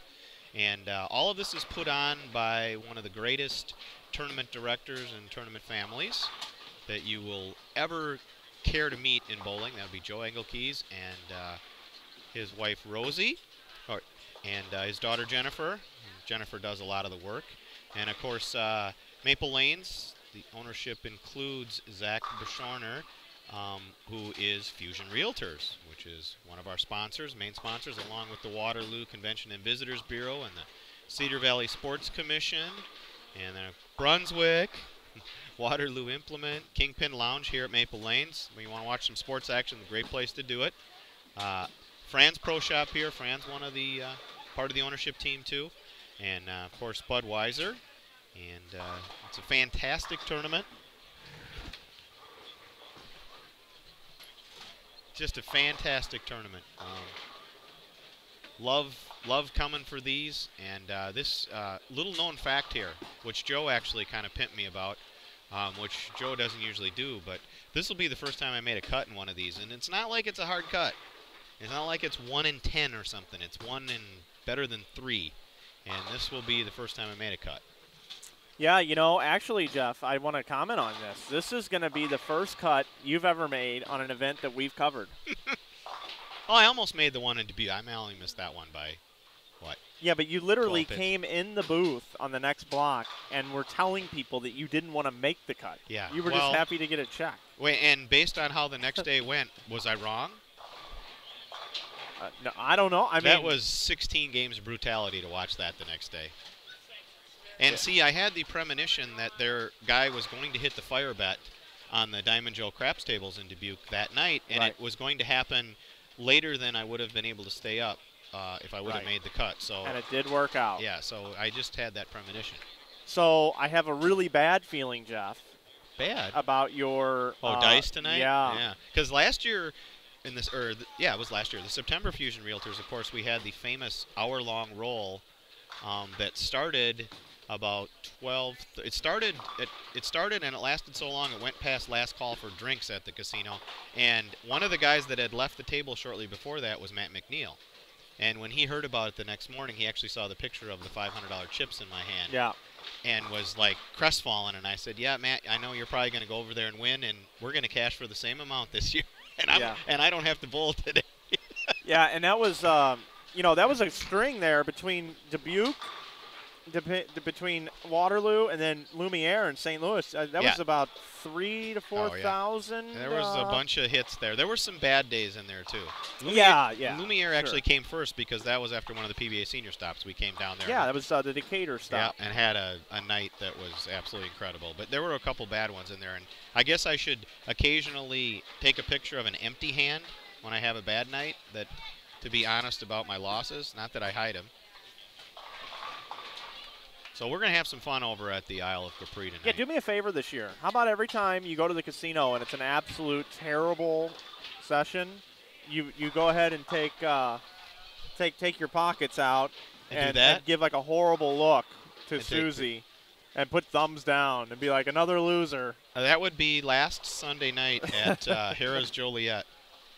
Went down to see some of my Chicago buddies overnight, and it was not good. And Nape didn't even come out, the bum. And we have here, speaking of degenerate gamblers. Yeah, Aaron's here. Aaron Ramsden is here. He'll be bowling C-Squad. And about the third game, he'll be saying, "God, I wish we were done so I could go to the Isle of Capri." Because that's how Aaron rolls. Look at his forehead is already red. Yeah, and I see we got one here. We were just missing Rash at the table. Yeah, one of these tournaments, we have to get the schedule right so Sean Rash can come out. He's always telling me every time it's scheduled, he says, "Riggs, you got to get Joe to have it," and he chooses a different weekend. I say, "Well, different weekend." I say, "Well, Joe doesn't make his schedule based on your schedule, Sean." Right. I said, "One of these years it'll work out and we'll have Rash here, and he'll probably win the tournament, but he adds a lot of fun to the tables." I want to send a shout out to all 103 viewers at this point in time. We got over 100 people watching qualifying here at the Fusion Realtors. Jeff RIchgels in the booth along with myself, Mike Flanagan. Now joining us as well is Lee Boudouris is back from lunch. How are we doing, Lee? Doing well. What'd you have? Matt Turek and I split a pizza in there at in the kitchen area there, and it was very good. It was good. Great. Have to recommend that. I would kill for pizza. I haven't had pizza since January 1st. I remember a very specific moment on our IB broadcast. You can go back and watch it from the 11thframe.com Open. Oh, boy. Jeff RIchgels ate an entire Voodoo pizza in under 15 minutes. And we were just there 2 weeks ago, Jeff, and I thought of you because I ordered a Voodoo pizza and had about 4 pieces and had to hang it up. You tried it. You tried Oh, it. yeah, I like the Voodoo sauce. Yeah. I Ghost had peppers, for people that don't know, that's ghost peppers, and it's pretty wicked. But It they don't is. put very much sauce on it. So Right. I managed to eat that whole pizza. Want to let you know too that you can certainly interact with us. We do have this awesome Twitter thing graphic comes up on the screen. If you want to promote something back home or whatever, just put a hashtag Inside Bowling on the end of it. We'll get it up on the screen for you. Last weekend at the TNBA tournament, we had 293 tweets come in over the course of the weekend, which was really unbelievable. And we'd love to see that traffic again this weekend as you spread the good news of bowling that we are out live streaming. I do realize that there are other live streaming broadcasts happening right now, including the Masters on Extra Frame. Oh, they're done. They're now. done. Oh, okay. We just got the Masters top 5, Belmo, Stuart Williams, Wes Malott, Parker Bowen, and Mika. So we got a little Storm, Brunswick, Is Mika Ebonite or yeah, he's Ebonite. See Yeah. him throwing- EBI. EBI. He can throw on anything. Yeah, he's EBI. I wasn't aware that Ameletto Monticelli has jumped ship from the Storm camp and is now switched over to Ebonite. I believe he's actually going to be a salesman in South America. Really? Yeah. Oh, interesting. And looks like here, with that broadcast, let's. I'm gonna break down this broadcast, and if you guys want to jump in at any time. So Belmo's the #1 seed and Stu's the #2 seed, right? So it's Correct. in order. That, Okay. Yep. They bowled the winners bracket final, and it. I had it pulled up earlier. It really wasn't close. Belmo shot 750, Yeah. and Stewart shot like 615. And you know the way they did the last 3 spots, and kind of when the women first did that last year, it was kind of controversial, and I wonder what the guys thought of doing that. They took the final 4 people, 3rd through 6th, and they bowled a 3-game total, right? They did both Correct. 3. 3 games. And then in order their scores, 3rd, 4th, 5th, and 6th doesn't make the show. Who was Machuga 6th? then? 6th. Westmont won that, whatever you want to call it, clash. 773. Parker 732. Man. Mika 704. Machuga 692.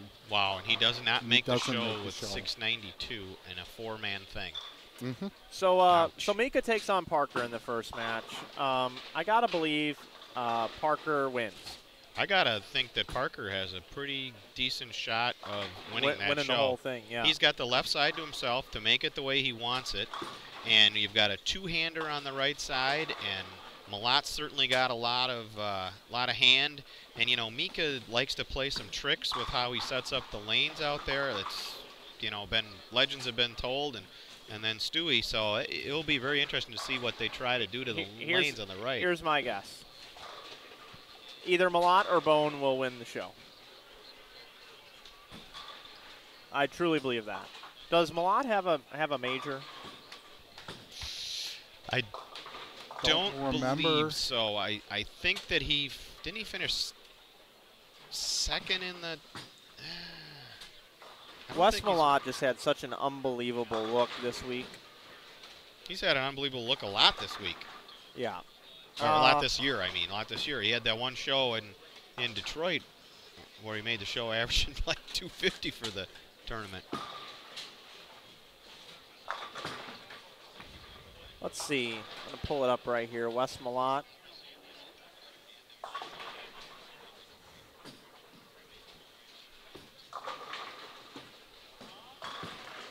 All right, John Pesh asking a little bit about Mika. Well, it's just he's become legendary out there for being among the best at finding a way to set up something that he can play that maybe the other guys, it isn't to their advantage. And he's a lot straighter than the other right-handers on that show tomorrow. Although, you know, I mean, I've seen Belmo go straight last year's U.S. Open show, and obviously Malat and Stewie can go straight using ball speed and that, but none of them can go. I mean, that's pretty much Mika's A game, and you could maybe see him try and put something outside for himself, or maybe he'd take a real sanded ball and get left of where those guys want to be, and you know, when you have that practice session there, those guys are technicians of doing what they want to do, and then it's all about coming up with the strategy of what they're going to do, and that's some fascinating stuff. Wes Malat has won 7 career titles. He won in Lakewood, Colorado. He won in Vernon Hills, Illinois. Medford, Oregon. Vernon Hills again. Indianapolis. Medford again. Holy cow. Wow. And then the Mark Roth Marshall Holman doubles with Norm Duke. No Right. titles, or no majors. Belmo still doesn't have a major, right? No, didn't he win the World Championship last year? No, that was Oscu, wasn't it? Belmo's finished second a few times. I Yeah, don't think he's Belmo ever finished won. 3rd in the U.S. Open last year. Help us out in the chat, folks. Do some research for us. Let us know the correct answer on that, please. I just don't. I thought Belmo beat Rash for the World Championship, or am I not misguided? I'm old. Remember that I'm over 50, so my memory is not what it once was. I thought Oscar won that show. I think you got the number of hands right. Yeah. This year's tournament was won by Parker Bone. The year Right, before right. was We're Osku. talking about. Right. You're right. Osku did win. What was the show that Belmo shot 300 on? That wasn't the World Championship then. Shark. Okay. And Rash, of course, won the TOC, and Fagan beat Barnes at the Masters, and Pete won the U.S. Open, and that's where Belmo finished third.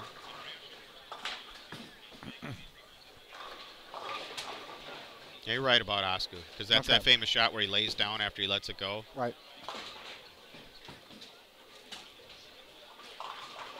Yeah, I don't see any majors. No major titles. Yep. Okay, we got somebody putting it in for us. Yeah, it was Osku last year.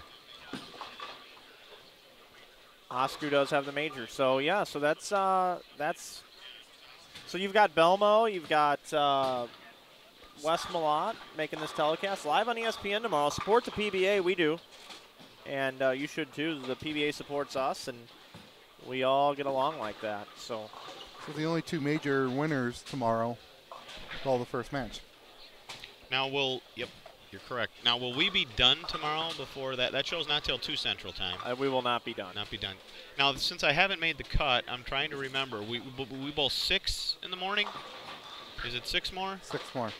And then the top 2 are seeded for the top 2 of the ladder, and then like top 4. Top 4, and then 6 more or 8 more? 6 more bowl to get that 5th spot. 5 through 10. Yep, bowl to get bowl to get 5. Ding, ding, ding to try and get the 5th spot. Okay, yep. Bracket matches. All right. Yeah, that's it. Yeah. We were calling it the modified 10-man step ladder. Yeah. Matt Turek joining us as well. Matt, how are you? I'm doing pretty good. Have you, I guess, obviously you know Mr. RIchgels now. Uh-huh. Mr. Matt over here, Jeff, is someone that I'm training to go out on the road and be able to do this on his own. Oh, wow. Because there's no way I can spend 60 weekends a year. Well, then, especially since there's only 52 weekends a year. It would be Exactly. really hard to spend 60 in a year. Yep.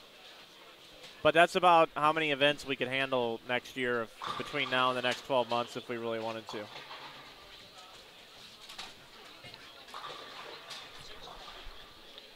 Yeah, well, I know you got some big ambitions, and a great CEO delegates.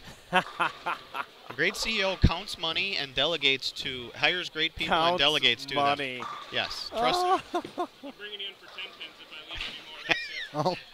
Gail. Hey, we got a game update through game number 3. All right. Let's dig right into it here. If you go down to your tabs down below, too, Jennifer's doing such a great job. She's got individual for A, individual for B, and then all squads combined tab as well down below for you. So this particular squad, as I get this, should be coming up here. Let me take another gander here. Maybe she's just throwing it on the all squads combined now at this point. Now we have a pretty strong pair bowl in this game over on 5 and 6 with Greg Thomas. Ken Kemp opened up with 804. He did get 800 out of that. Okay, then he must have been the guy that had the front 6 on that pair. Yep, that's unbelievable. Ken Kemp, 804.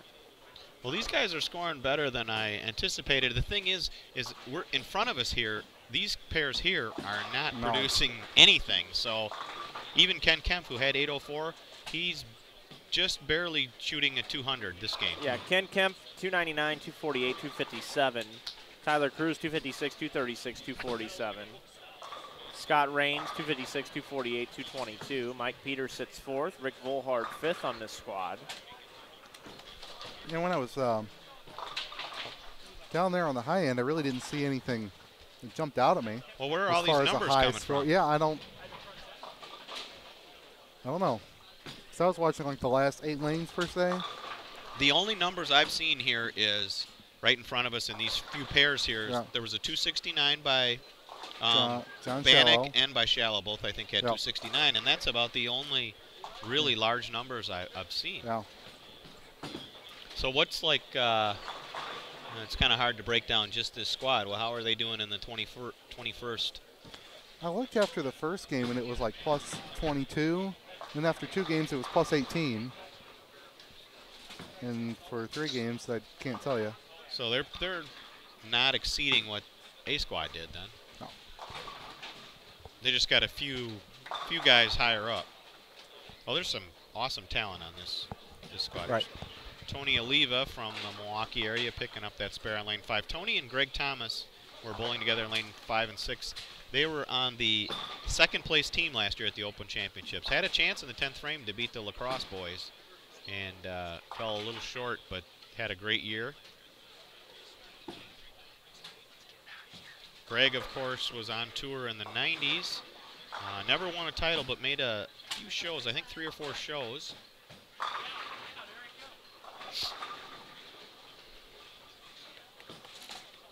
And here's Greg coming up on lane 5 right now. One of the more unique styles you will find.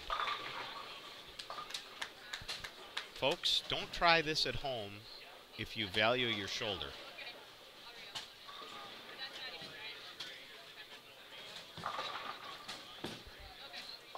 It's kind of Ron Williams-esque, but more higher up, much higher up.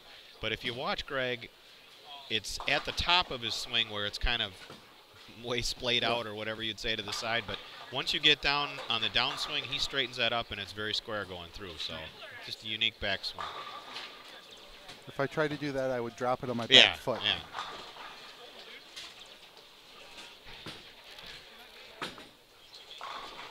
Or behind my back. it might not stay up.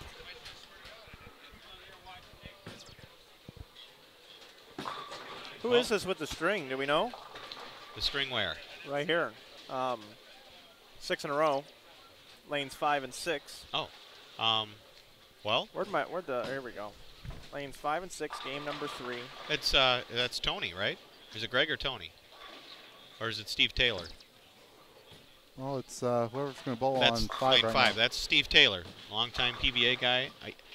I want to say, does Steve have a title? He's finished second multiple times. Yeah, he might not have one. He's definitely a good, solid PBA regional player, or was, if he still has his card. Being a Raisin now, I don't hit too many regular regionals. Jeff RIchgels speaking to Tom Hess, trying to get the information. Tom Hess in the building. There's another one. These guys are knocking 5 and 6 around pretty well. We saw a lot of high scores throughout the A squad on that pair. Yeah. 230s, 240s, 250s. That was a pair I finished on. Correct. 245 for Tony. He just got right in front of us here, 212 for Ken Kemp. So this pair in front of us here, 9 and 10, is not real friendly. I mean, that's by far his lowest game after 8:04 to start.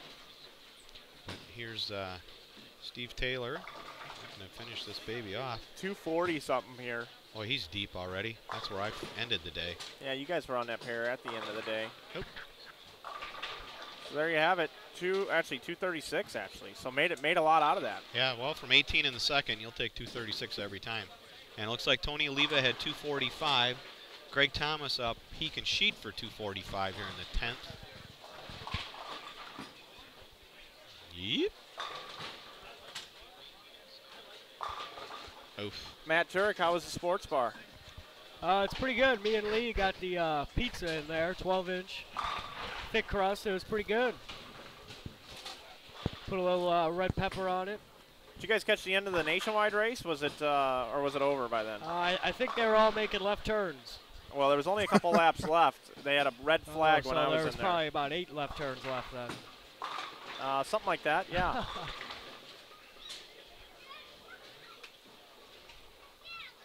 It's probably really loud. Now, tomorrow's the big one, right? Yeah, the Daytona 500. High Holy Day for the Netcar Nation.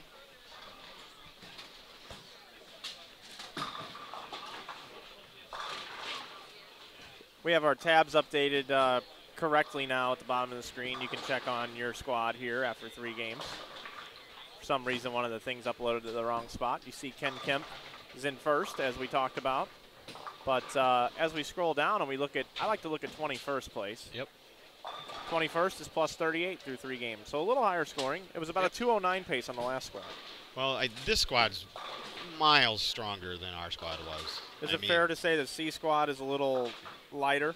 I haven't even seen the roster. I looked at the list. I believe it's a little lighter. Okay. But I know that, well, we got Tommy Hess on that one. Yep. Yeah, they. Guys. But yeah, this, I think from what I was told yesterday, I had to ask a couple people, they said this squad was by far the strongest. Yeah, question about if you were rolling sinks today. And when Steve was in here earlier, he said sink you were throwing at the end had a kind of a funky drilling to it. Yep. I used the Rain of Power pretty much, let's see, 1, 2, 3, 4, until the 6th game. Maybe 5th game I changed to the sink. And I first changed to a pretty, you know, standard type of drilling, pin over, ring finger, kicked out, CG kicked out right, just a basic strong drilling. And it was just reading too quick in the dry. And so I went to this one that Hank Boomershine gave me a drilling, and for Nationals a couple years ago in an Anarchy, and I never left more weak 10s in my entire life. It's a fantastic drilling for control, but it just didn't work for me in that core. And then Steve said, well, if you're going to get some extra sinks, try it in that ball once. And I'm telling you, it's my best sink. And it's hard to explain. The numbers on it are 4.5 by 5.5 by 2.5, I believe. And basically, if you're looking at it, the pin is up and a little to the right above my ring finger, but like 2 inches above my ring finger. It's way up there. And the PSA is like just touching the top of my thumb hole. So it's kind of a weird drilling, but it allows me to play the lane real kind of square, and it tames down wet dry, and it's kind of just a ball that rolls and rolls heavy. And I just have been going to that ball a lot, and I went to it here today and had a pretty good reaction. And unfortunately, the carry was really, really difficult. Man, this much oil, and you know, head's dried out, and you're going to get that. I mean, I 8-10 once, Lenny 8-10 twice. Dave Axon was next to us. He 5-7'd at least twice. I left so many weak 10s, I couldn't have counted them all. But on a condition like this, I'm looking to control the pocket. Yeah. And keep it in play. You're not looking to shoot 804 for your first 3. No, you're not. But it does happen. Yeah. Although I almost could have. I couldn't strike in the 10th frame. I shot 144 over the first 6 games and never struck in the 10th frame. I would have had 780 something the first 3 if I'd struck out all 10th frames, and I didn't strike one of them. And then I didn't have a strike up going the last game, 10th, and I got a double. So I left a lot of pins out there. Hey everybody, Mike Flanagan with Jeff RIchgels, Lee Boudouris down here, and over at the palm reading table that you can't see on your screen right now is Matt Turek. Rob Gottschall was reading some palms earlier. Matt, any palms being read over there right now? I can read my own palms, and they're not really telling me much. Well, I was always told that if you can look into your palm and you see an M, like if you can draw an M with the stuff in your palm, that means that you have a creative mind. All I see are a bunch of lines here. Yeah. Somebody told me if you can see an M, you have a creative mind. Okay. There's Aaron. Aaron, and he's got a red shirt, which represents fever, which he always has. You know, there's probably people at home that have no idea what we're talking about when it comes to fever and gambling fever is what that amounts to. That's a Mike Napeism again. He'd always be like, Jeff, we'd be done bowling and we were going to go to the casino. He'd always be like, you're ready now, aren't you? You got the fever. I'd be like, Mike, whenever you're ready to go, you really want to go. You have the fever. And that's where that all started. Most of the sayings that we have, 90% of them, come from Mike Nape originally. The ones that don't come from Mike come from me. We got a special pair here, 5 and 6 this game. We have a lot of the defending United States Bowling Congress Open Championships team. All right. Andy Mills, Nick Heilman, and up right now on lane 5 with the I punch myself in the left ear follow through. Matt, watch this. Yeah. And believe me, as weird as that looks, he repeats it. Well, there you go. He finishes so far left with his follow through that he doesn't even hit his left ear. It's like over, and he's knocking. If someone went up with the same time with him on lane 4, he would knock him out. And they're crossing, of course, with our good friend who is involved with Clark University, Mr. Christopher Uffman. I know his name now, as he always reminds me, because last year I couldn't remember his name. Don't you hate it when you do that? Yep. You feel so bad. And it's a guy I talked to and stuff, but I blanked. Oh, I blank all the time on it. And that was just Nick Heilman struck on lane 6, and it's Chris Uffman up here on lane 5. And, of course, Clark and Dubuque, that's where Lenny Borish's kid Jacob goes. He bowled good the first squad. And this is Andy Mills. from lacrosse, one of the guys from the defending team champions. Andy is well on his way to going to break the Wisconsin State record for 800 series in a year. I think the record is 11 by Eric Fritton, who's also out here this weekend. I think Andy's up to 9 now, and he bowls about 5 leagues a week on Dead China and lacrosse. So he's famous for fig jamming on Facebook. It's kind of become a tradition for him to post his usual 800s. He gets about 1 a week lately, it seems like. Watch this. Well, he didn't quite cut through that one. It worked. Also on this squad, Paul Bober. I had a chance to see him at the World Series of Bowling. He actually bowled the Detroit Winter Swing. It was good to see Paul out there. He's a super nice guy. Yep, Chicago boy. He bowls a lot of events with Andrew Luce, if I remember correctly. Yep. Yeah, Andy's been in the chat room today, and didn't make it to the tournament, I guess. Unless he is on C squad. I don't. Could have had to work though. Andy, where are you? Oh, we got a Matt I can't ever pronounce Matt's name, but bowling with Andy. Matt Mislevich, I think it is. He had 837 this week. And we have some interesting here from 8-Pin. How are Wojnar and Sapp doing? Well, I've checked their scores. They were shim-wrecking with 120 get charcoal in practice. Hi, I'm surprised. Oh, Andy Luce had to work the shop today. There we go. Quick answer, but he's watching, obviously. Andy, you're a good dude, man. I hope to see you at my IB Open. I hope I see you there. And Miss Livick. Thanks, John. John Pesh. Hope we see a lot of you out there. Did you guys talk at all when I was away about John Brocklin's amazing run at the Masters? No, but I was following that this week. Was that unreal? That's impressive. Obviously, you saw me post the living crap out of it. That's what's great about the Masters, that you can get guys like that out at that tournament. And things like that happen, and you don't see that too often on tour, but you get a lot of those guys bowling the Masters. That's the event they bowl, and well, it was my tournament last year, the 11thframe.com Open, our tournament last year. That was the first time I'd seen John bowl, and he almost won it. Made such an impressive showing. Well, you know, RO loves him. Oh, I love RO, so anybody RO loves, that's a good endorsement. RO meaning Rich Orff. That's what we it's so funny. All these nicknames and nuances in bowling.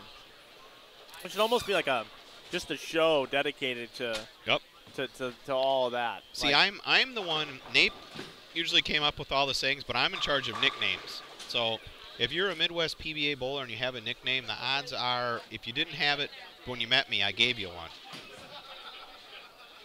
So that's where most of those come from. Well, there's some pretty good action going here. The scores are a little bit higher than I thought. What do we got for Sapp and Wojnar here? They were asking. Let me figure that out. Sapp is 10th on the squad at plus 66. Yep. That's for 3. And I'm so used to working PBA stuff, I see Norton on here, and I was just about ready to say, Scott Norton creeping up. Let's see. Wojnar is plus 38 and 21st. He'll be there. Boy, I just saw a 5-7 by Paul Bober and then an 8-10 by Ron Nelson back-to-back on 9 and 10. That's why this condition, you see, I mean, I left one. Not surprising. I'm 50 years old. Lenny Boris left 2. Not surprising. He's 50 years old. We got young guys that throw the ball really good, leaving 8-10s and 5-7s. And it's a kind of a challenge with this much oil that's a little bit reminiscent of bowling in the good old days, where you can leave those kind of pocket splits that you almost never see today. Seems like this would be a good pattern to practice on. Yeah, because I would think so. Because you can make it a number of different patterns based on how you start. Yep. Take a look at 2 pairs at once. I'm gonna slide out, do a little social media, I believe, and I'm gonna let Matt Turek come in. Matt, you good with that? Yeah. Let you come in, control the show, switch the cameras, be the man. I'll tell you, Jeff, this guy Matt, give him just 6 months, This guy's going to be teaching me things about how to run this. Well, that's good. Like I said, good CEO delegates and counts the money. There you go, Matt. It's like this is the Chicago squad today. A lot of Chi-Town bowlers here. Yep. Yeah, this squad's got a lot of Chicago and a lot of cheeseheads. Kenny Kemp through the face with a big 4, our leader.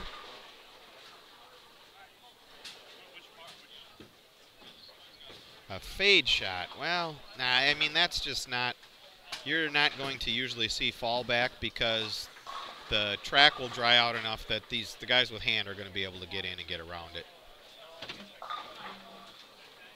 There's definitely enough hold there. I mean, I was trying to play the hold and certainly not the swing, because the one thing you could get in trouble with is getting it right early. Once they transitioned and broke down, it was going high.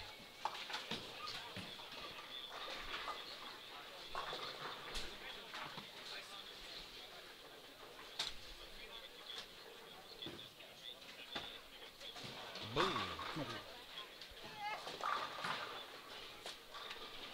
The trick about this pattern, too, it gets wet, dry, not only side to side as the track blows up, but front to back, because there's so much volume, and pretty much everyone that I bowled around and everybody I saw started with some pretty heavy surface balls, so the front of the lane really blew up quickly, and then you get and that's part of why you get as much 8-10, 5-7 type of hits, because that front of the lane is so dry, and if you get it going early, it just loses all energy, and then you're into that oil, and bleh.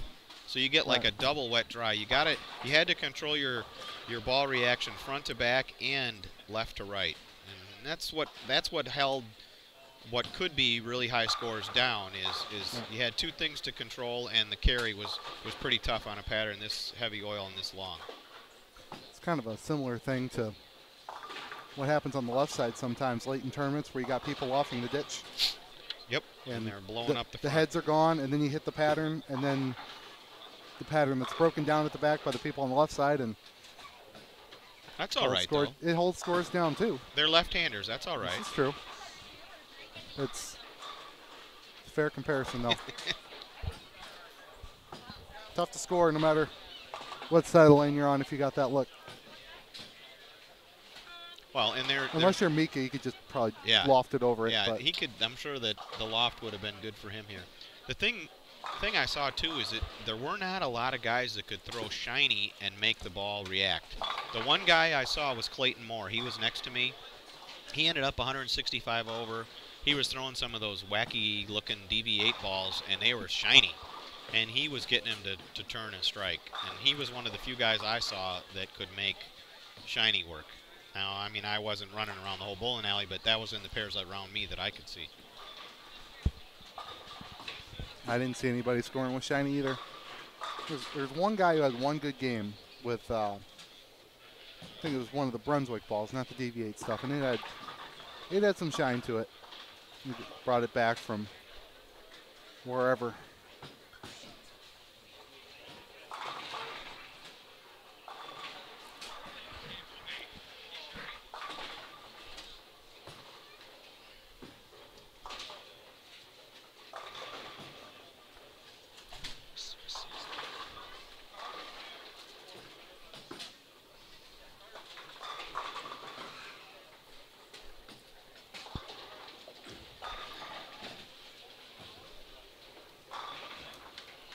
So you're watching live continuing coverage here, the Fusion Realtors Open. Matt Turek here alongside Lee Boudouris and special guest USBC Hall of Famer Jeff RIchgels.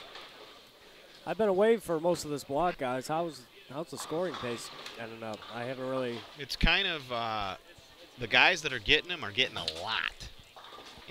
But the number, like say the 21st, is just slightly higher than what it was. Yeah, and I know I was looking over that, and even like down to 24th, like you go plus 19 to plus 53. There's a big 39. Wait a minute. Oh, that's a huge spread. That's a big spread. Between I hadn't even seen the four. Boy, that was quick. They got the 4-game scores to us quick here. That's fourth game standings. You guys can update that at the bottom of your ibtv.com I'm sorry, InsideBowling.tv browser. So that would mean there were, if I remember, there were 20.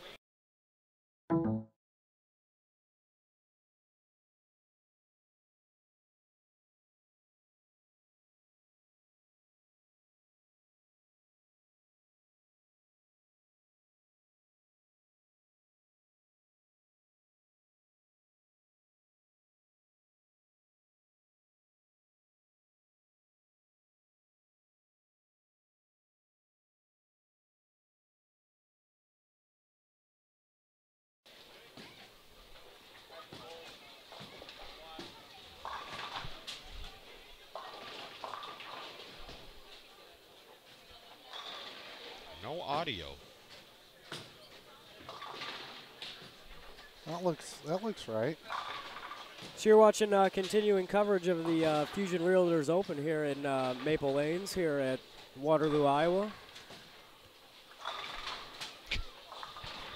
So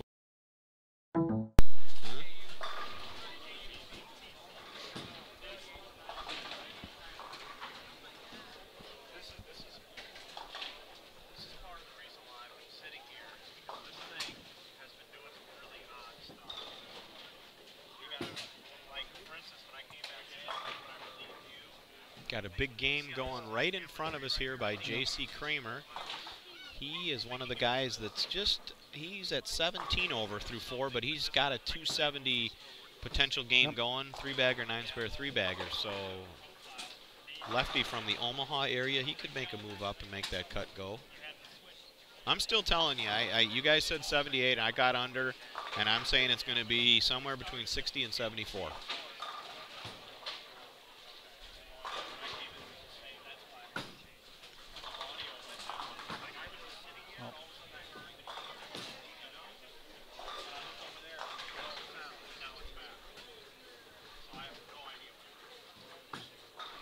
Let's see. What does Nick Heilman have going this game? Yeah, I was If you trying to can see look, that, and I can't. I can't see the scoreboard over there. You know what letter he is? What letter's Nick Heilman? He's on 5 and 6 right now. He's A? No, D. D. He just opened for 145 in the is that the 145 in the 7th? Yeah. That's a long way to look for 50-year-old eyes, trust me. He's up right now on lane 6. Oh, okay. Well, and that's A on lane 6. Okay. He went first 6, 9-spare in the 7th, and then a just 7-pin in the 8th. Just left the mixer 7. So Okay. he's So got a big that's game A. going.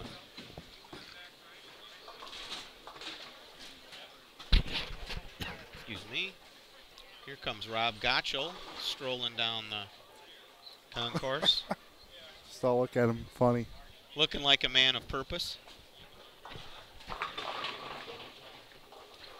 And our tournament leader is having some struggles here on 11 and 12, specifically on lane 12. He has a double, and then he threw the face big split on 12. Then he struck again on lane 11, and then threw the face big split on 12. He has 78 in the 5th, so he's going to go backwards. 804 that first 3 games, and then 210 the. Is he still leading the squad after 4? We don't have first place. There we go. No, Tyler Cruz, 228 over. Okay. I have to confess that I do not know Tyler Cruz. Nope. Me either. Probably. If you do, put it in chat. How about that? We know what we're looking for.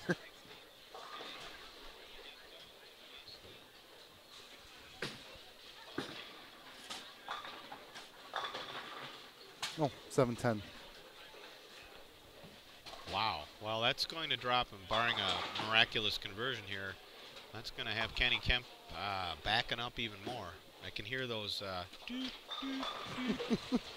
right now. That's the sound we used to make when that would be happening. So 216 over for 4, but he doesn't convert this. He's going to be looking at a 160 pace this game. So. I did see someone posted that, I guess, in the end of somewhere late in the Masters today, that Mika picked a 710. Oh, really? Yeah. Now, no more of this YouTube stuff here. You're going to make Flanagan mad. Whatever. It's not on YouTube as far as I know, but I thought that's what I read. Yeah. Props to Miku, just picked a 7-10 split, so I would assume that would have been in the four-person match. And we have, I believe we have John Bracklin in the chat. I didn't realize that. Yeah, he's going under the handle Old School. Yeah, I knew that, but I just realized he was in there as I'm looking through. Nice bowling, John. Very impressive. Not bad for an old guy, as we say. Playing with those boys.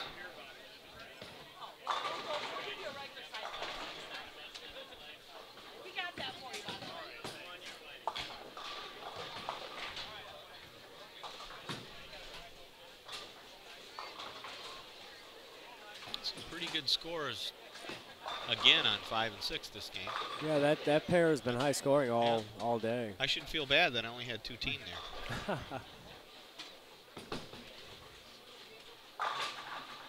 Shoulder still hurts watching Mr. Thomas bowl. Hey, that is a heck of a lot of games. I'm going out to the Senior U.S. Open, Senior Masters back-to-back weeks, and I'm just thinking, how in the world? I bowled 2 regular senior stops in a row last August, and man, at the end of those 2 weeks, after we bowled Jeff Carter's Team Challenge tournament, right. The end of that 2 weeks, oh boy, I felt like 70 instead of 50.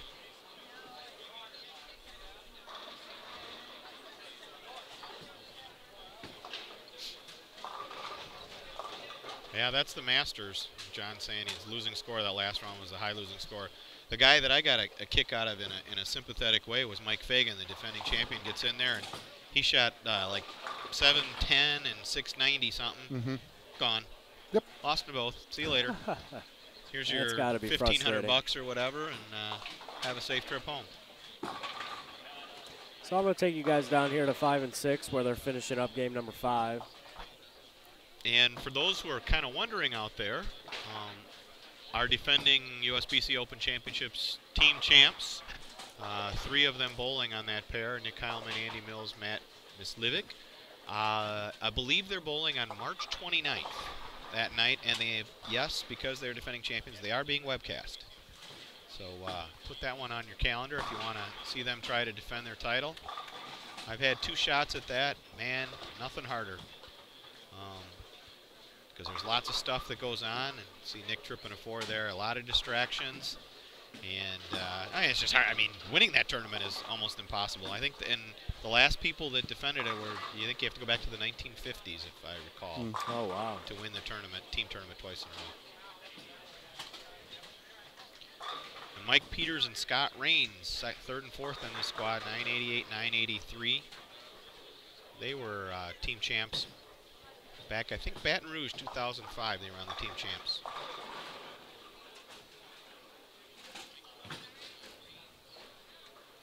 It shows the overall talent of this field, and you got so many guys with eagles, you can't keep them straight. Yeah, like I said earlier, it might have been when you were at lunch. This reminds me of a PBA regional field 25 years ago, where we would have tournaments with 150 entries or something like that. And you'd look around and there'd be 50 or 60 guys with titles. You know, it was tough then. And the thing we're missing, of course, is all those touring players that would bowl back then that obviously aren't here. But if some of them would have been here, if it weren't for the Masters, Tommy Hess, he's here. He made it in. He flew in last night back home to Des Moines from New Jersey after cashing in the Masters. He's bowling C squad.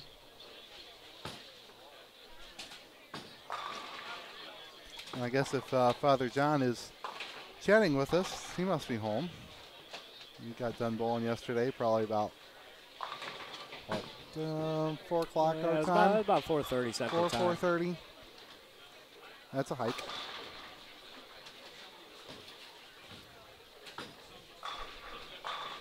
All right, Andy Mills. He can go off here for about I think it's 227. Oh, he's a Brunswick staffer. That's 257. Oh, 57? You're right. Spares in the 4th and 6th. You're right. Like I said, that's a long way for 50-year-old eyes to see. John chatted up here. It took him about 14 hours to get home from the Masters.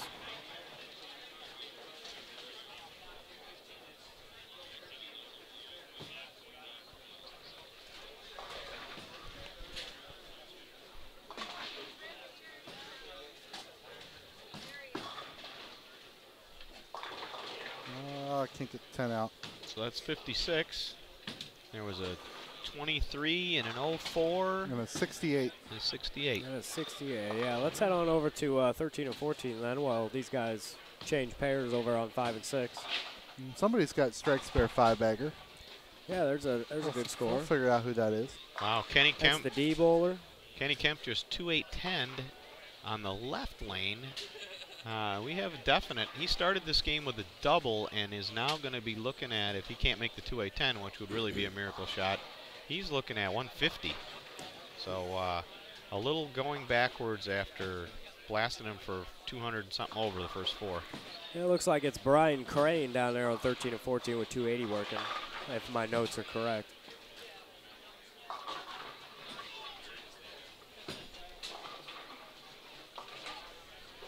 J.C. Kramer 245, and we saw him in the teens over, so he'll go up above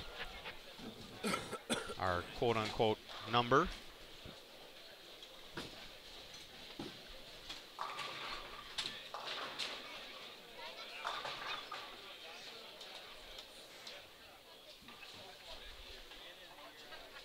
It's game 5, right? Yes. This is going fairly quick. We're pretty close to on time, aren't we? We're a little behind. They must have started like to touch 15 late. or Yeah, 20 that's minutes. no big deal. I mean, yeah, that's nothing. 4 on a pair helps. Oh, yeah. Good pace to this.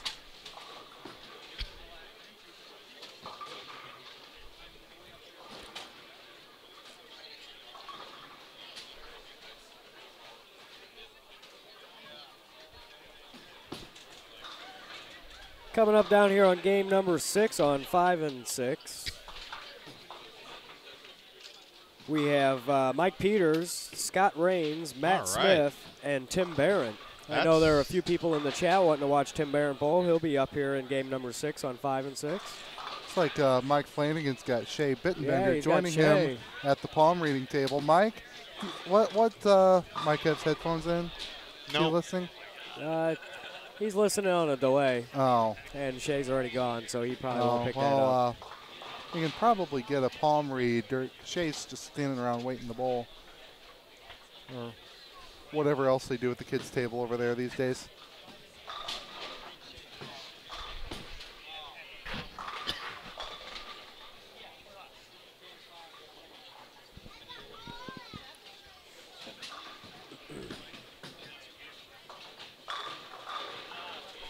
Yeah, so action looks like it's getting underway here on 5 and 6 as they finish up on 13 and 14. We're going to leave it on 13 and 14 to watch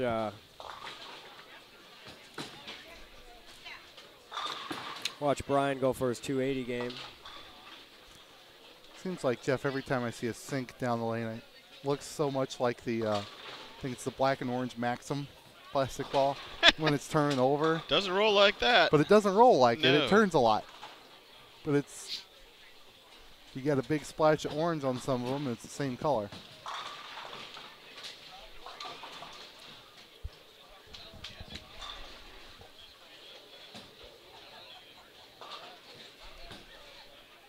And again, if you guys want to get involved with us here, you can talk to us in the chat here, or you can tweet us using the Inside Bowling, the hashtag Inside Bowling. Your tweets will be displayed up on the screen. So feel free to tweet us, and we'll post them up there.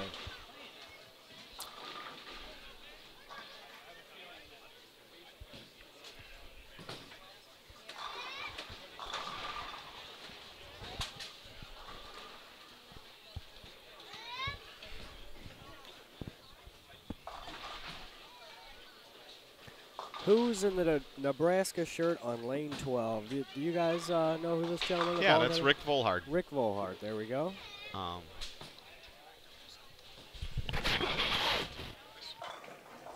course, Tim Barron also wearing his Nebraska jersey today, but he'll be down on 5 and 6. His scores didn't look too very good when we were watching him on the higher end there. No, I didn't. Didn't look like he had good ball reaction. He got up there and Greek churched in the first frame here on 5 and 6. We'll,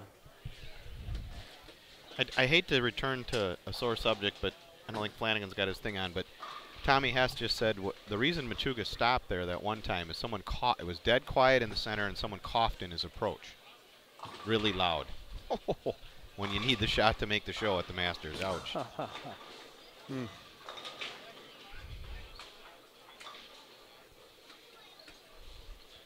So this guy on 14 here with the now 6-bagger. He's going for the ham turkey sandwich. We're calling it. Ham turkey sandwich. Yes. Oh, bye. Ham God, I don't want to turkey hear those sandwich. things. No, you know, Jeff, you don't know about the ham turkey dinner, do you? Turkey dinner. No. 7 in a row is the ham turkey dinner now.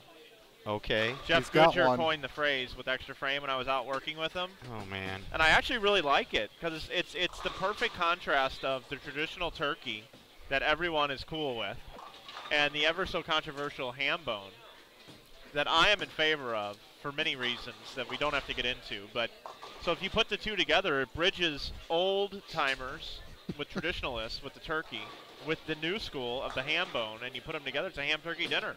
I like 7-bagger.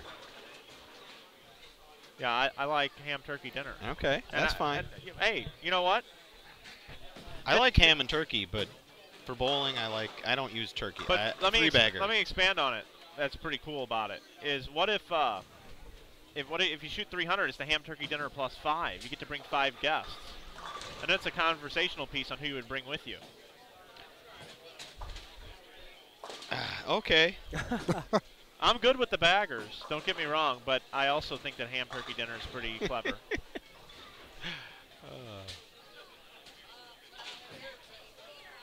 I just, I love watching Pete Weber throw 4 in a row now on TV and always look over towards the broadcast booth. Yeah, but Rob's not there anymore. Yeah, but it doesn't matter. But that's entertaining to me.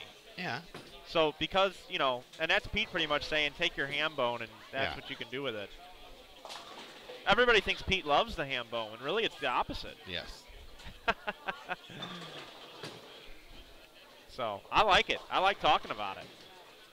I like Rob Stone though. So I do like Rob. I was a Rob Stone fan because he brought sincere enthusiasm for bowling to that booth, and I like Lon too. I was hoping Dave Lamont actually. I thought Dave was very good in the shows he did, and he's a bowling fan too. I guess Lon is too now, but I know that Rob had a sincere appreciation and enthusiasm for the pro bowlers that were out there, and that's an important thing for the guy in that position. He wanted to learn the things he needed to learn and cared about the bowlers that were out there.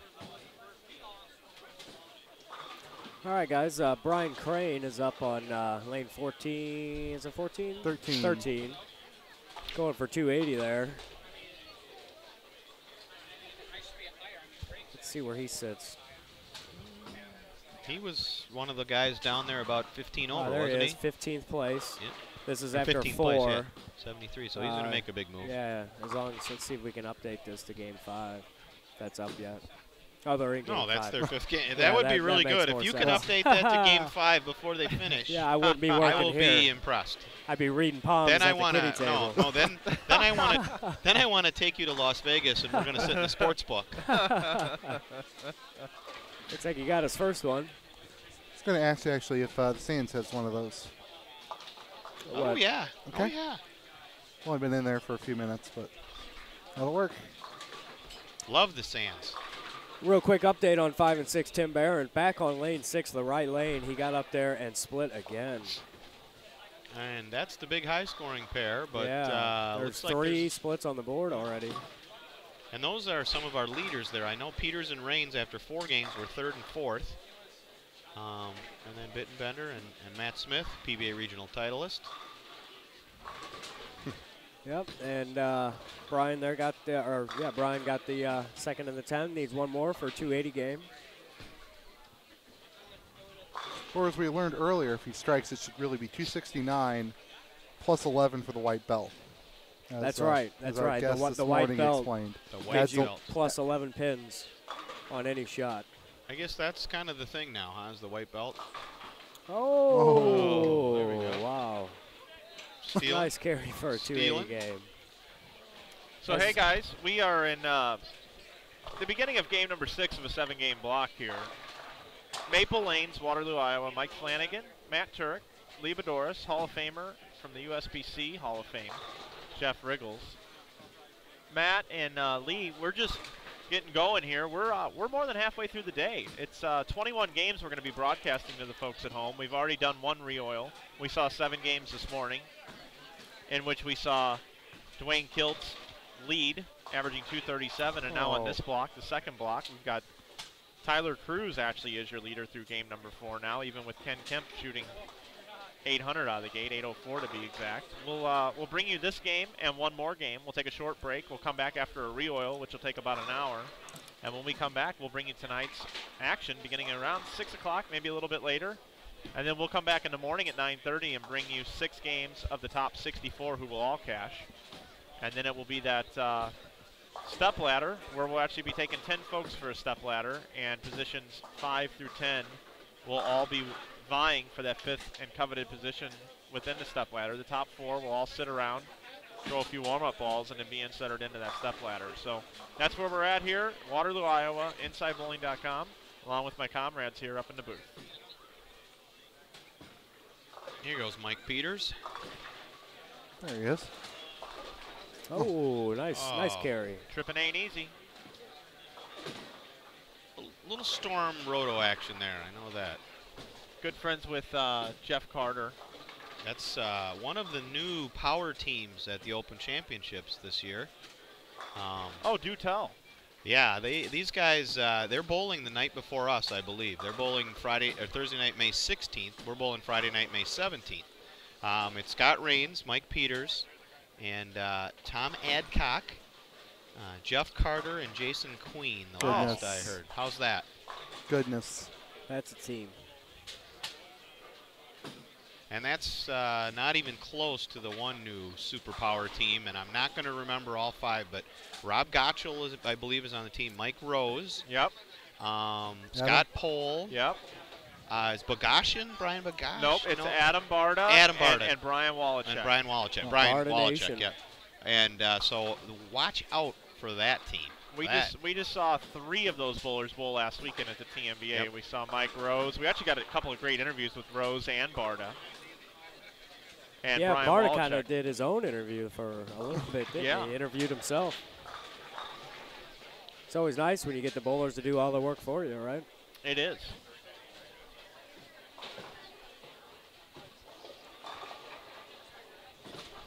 All the talent in the world is not going to win if you don't work together, though, in that tournament. Spoken from a true leader and a true champion and a true, what would you be, a mentor to anybody else that bowls that event? Well, it's always been my theory is many people gave to me to help me get where I got, and I like to give that back, and I like to see people be successful. I like to see people enjoy bowling. People who don't enjoy it are not going to come back and bowl again. I like what guys like Mike Jasna do, helping teams out there and coaching, and Matt McNeil this year out there too. Be very interesting to see. He bowled really well this week. Telling you, he is an amazingly good bowler. I can't be more impressed with. I saw him win this tournament here, the first Fusion, and it's like, well, that was a tournament, the pattern he crushed at nationals and da-da-da. But when he won my tournament, the 11th frame won on that ridiculously hard pattern that Bob Hockreen created at Dubuque last year. I don't know how any lefty in the whole world could have won on that, and he did. That was at Cherry Lane, yeah. right? Oh, they were so hard. I mean, there were guys playing 4th arrow, good bowlers like Chad Kloss and that, who were throwing it in the right gutter. Oh, my God. Because if you got it past a certain point, about 10 board on the right side, it was like 100 units of oil, and it just fell off a cliff to the right. I mean, you can watch that on the webcast for some of those shots. They were so hard. And on the left, there never was any transition, and the real trouble was on the left is everyone on the right, because 10 was and right was completely out of play. All the guys on the right went left and right into Matt's spot, and it never phased him. Oh, wow. Didn't surprise me at all to see him make a great run this week at the TV show at the Masters. There's a video on my Facebook page, too, of Matt McNeil in the bar with Darren Andretta and they're trying to stump each other on PBA knowledge and PBA history. It's about a 5-minute video. It's quite hilarious. You're not beating Matt McNeil from what I met of him. Well, it was a dead heat draw. Oh, wow. He was stumped. There's Tim Barrett. He's going to need a few. He's got 42 in the fourth. Yeah, he finally got up there and struck on lane 6. That was his trouble lane. He went split there, and then finally struck out a little double there. Not a lot of raisins on this squad either, so I'm hoping to sneak out that raisin side pod here. As I led the first block, I held off Lenny Boudouris, so I'm keen to see anybody over 50. And I don't think there are many on this squad. No. This is a strong squad. So you guys aren't familiar with Rick Volhard then? I am not. I am a little bit from his collegiate career. Yeah, he bowled at Nebraska. He was there with Tim, correct? Correct. And Adam Cardwell. Yeah. Was Derek Olf on at those years? Yeah. Because those guys bowled together at Nationals on they call themselves, I think, the Clone Huskers. Yes. And Olf, of course, lives in Madison now.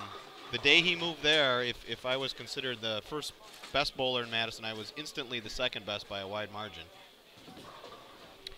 Derek's a heck of a bowler. He's just dominating everything there this year, as you might expect. He was in Texas working for USBC, and his wife got a job with the UW, University of Wisconsin Athletic Department, so they moved up there, and he's now a deputy sheriff of Dane County and bowling up there. He bowled, joined the PBA this summer and finished second in 5 straight regionals, which was obviously a record. Throws the ball just fantastic. And that's a heck of a team at Nationals, too, the Clone Husker guys. Rick lives up in northern Wisconsin. Volhard.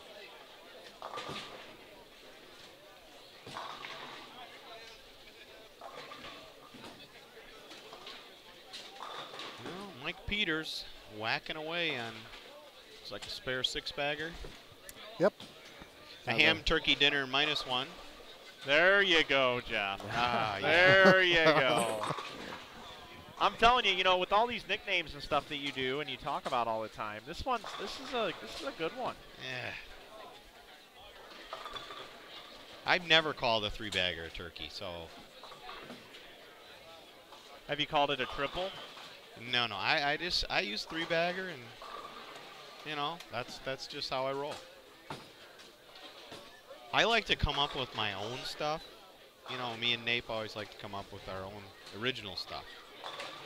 And the turkey is that kind of cliche, and I get upset when people mess around with the real tradition. Like, did you notice this USBC this week was calling it the elimination bracket instead of the losers bracket? Yeah, I noticed that because they didn't want to call it losers. In my blog, I was writing losers bracket. It's the losers bracket. Well, you lost, so Yes. you moved to another bracket. It was the losers bracket 50 years ago. It's the losers bracket. What did they call it for the women, for the queens the one year? The contenders bracket. Right. I'm like, no. Everybody's a contender until they're done. Yeah. Throw out this political correctness stuff. It's the gutter.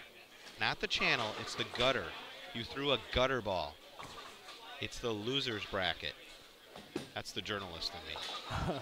If you don't like it, Call too it bad. what it is. Call it what it is.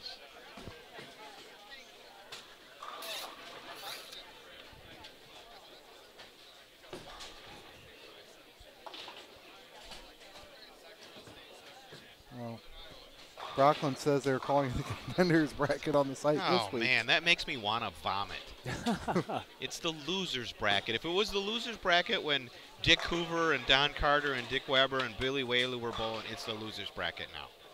It's the gutter. So it looks like the scoring pace there on 5 and 6 is kind of evened out. Like the two bowlers on the left there. Well, lane 5 is the easy lane, and Yeah. lane 6 is the tough lane, right? See, right, yeah. So they got good scores posted, but then on the right, they just can't seem to figure it out. Tim Barrett went turkey 9 count. Was that a 4-pin? Yeah. Bowlers are in game number 6. We got a standings after game number 5. Tyler Cruz is 210 over for 5 games. Well, he went backwards a little bit too, and I know Kemp went backwards a lot. Yeah, he's down to 5th at plus 169. Second is Peters at 190. Derek Sapp at plus 182 sits 3rd. Scott Rains is 4th at 174. That all-important 21st number, Dave Barris, plus 76 with 2 games to go. So they're a little bit ahead of our squad.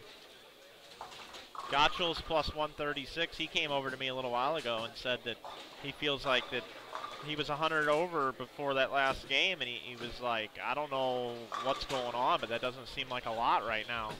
Oh, this squad is so much stronger than a squad, though. I expected the squad to outscore as long as they transitioned okay. You don't see anybody playing too far left. Nope. I mean, they're left, but there's no throwing her over the ball return. Yeah, there's no lofting caps or dodging gutters.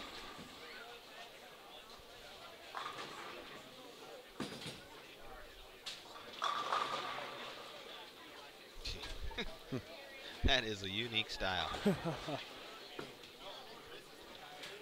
So Jeff RIchgels, you write for the 11thframe.com. You've been involved with the Madison newspaper.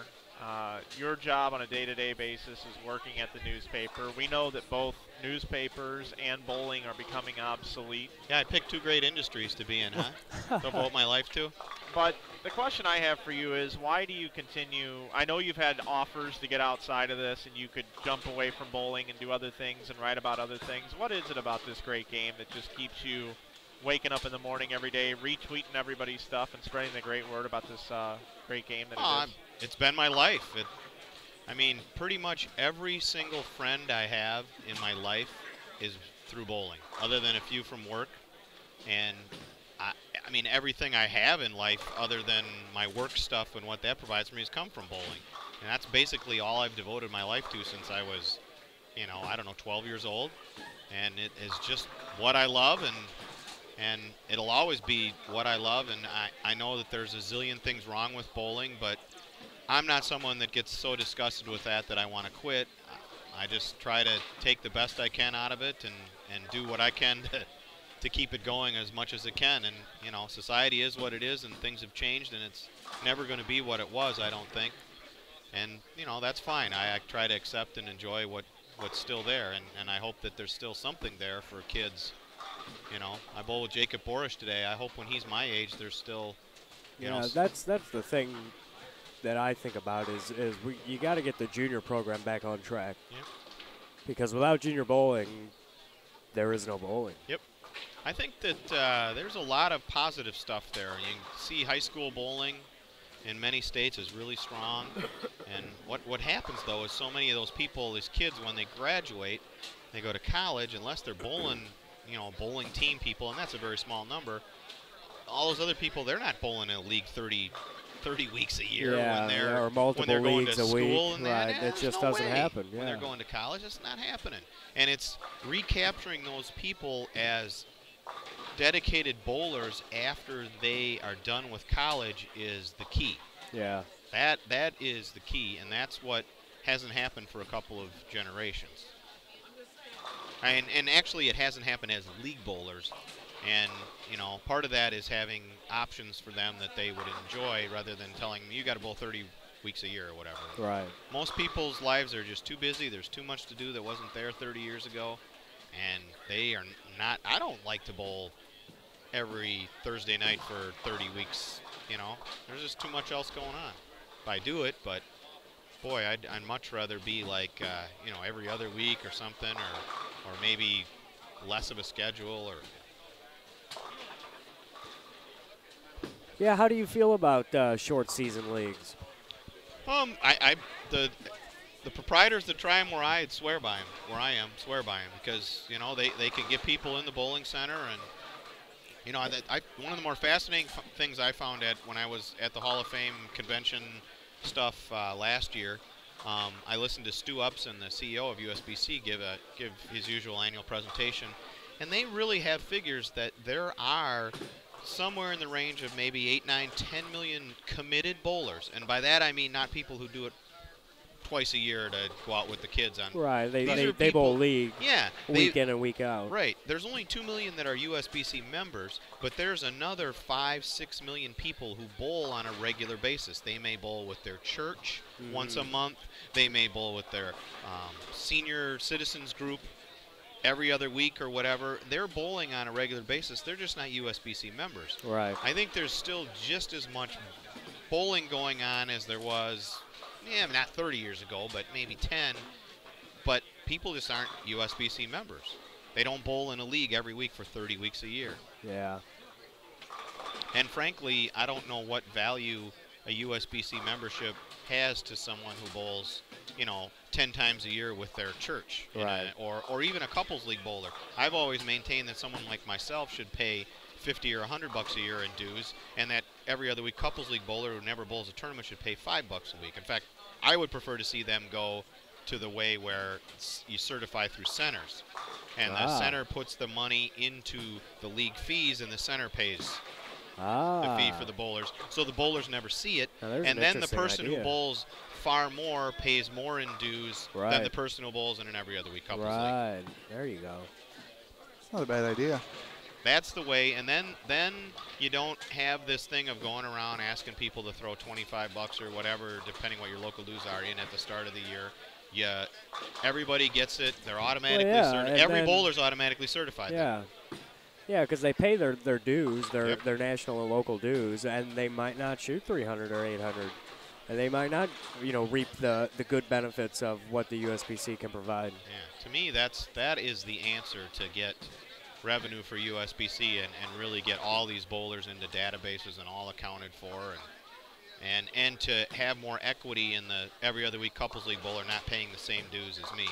And full disclosure here, when I don't actually pay dues anymore, being in the Hall of Fame, it's free for me, but theoretically I should pay more up until 2 years ago. I would have been happy to pay a lot more than that couples league bowler. Right.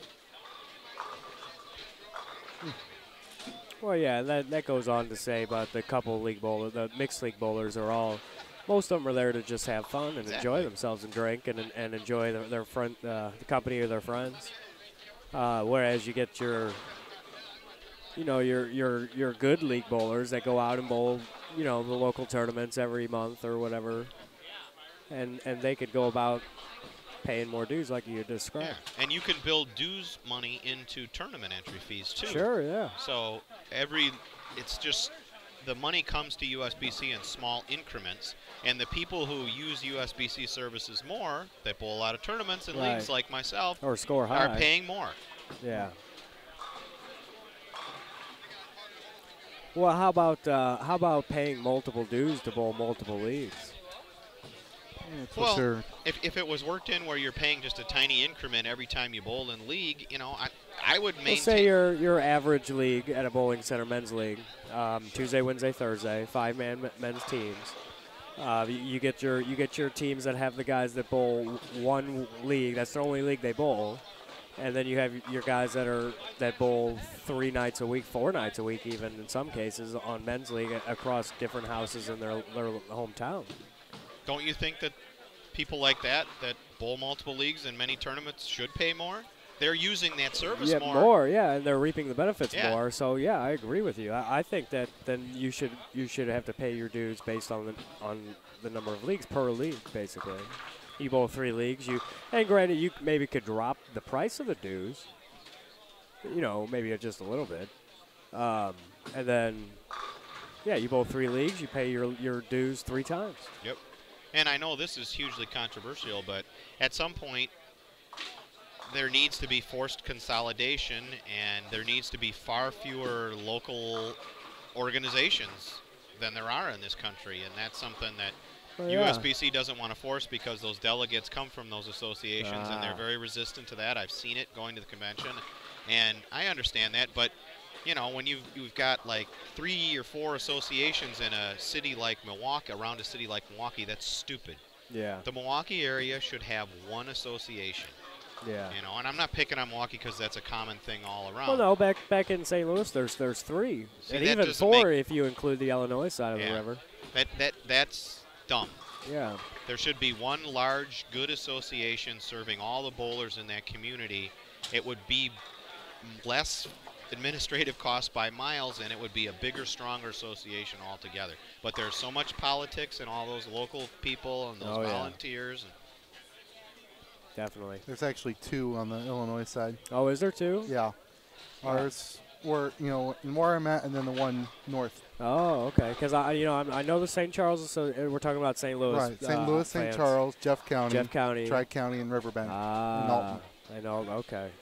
So there you go. 5 even more to prove your point. And then there you go. When you bowl a league at one of them and you pay dues, local dues that are less than, say, the St. Louis County dues, then you go and bowl in a league in St. Louis County, and you end up owing $250 or $370. Whatever the difference in local dues are. And I've heard some numbers that in a state like Florida, where the senior citizen population is large, that somewhere along the lines of 50%, more than 50% of the senior citizen leagues down there are not certified.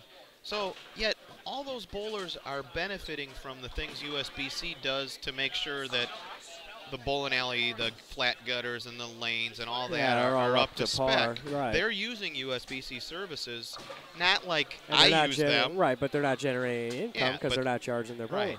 Now, they should not pay anywhere near what a guy like me pays, and if they were paying a tiny increment every time they bowl through their center, well, voila. Yeah, that would solve that issue. They're paying their little bit fair share, quote unquote, and a guy like me is paying a lot more, which is what it should be. Exactly. Very good insight. This is the end of Game 6 here, guys. This is Matt Turek here, the Fusion Realtors Open with Lee Boudouris and USBC Hall of Famer Jeff RIchgels. Scoring on 13 and 14 on your screen there. Good. Pretty good, yeah. I was going to say, let's see who's on that pair. It's That's Rich and Paul, J.C. Kramer. And Ron Nelson Jr. Ron Nelson Jr., you're right. Looks like J.C. Kramer is up. He's got a big string going on 13. Actually, he might be bowling on 14. He's bowling on 14, just as Phil shot left for 269. So you can see how top-heavy the scores are on this squad. I'm 6th, Clayton's 5th on our squad. And there are probably 10 guys ahead of that after this game, I bet. Right now, there's 7 guys, 150, and I know after this game there's probably going to be 9 or 10. Right. So, but yet the 21st number is not going to be that much higher than our squad.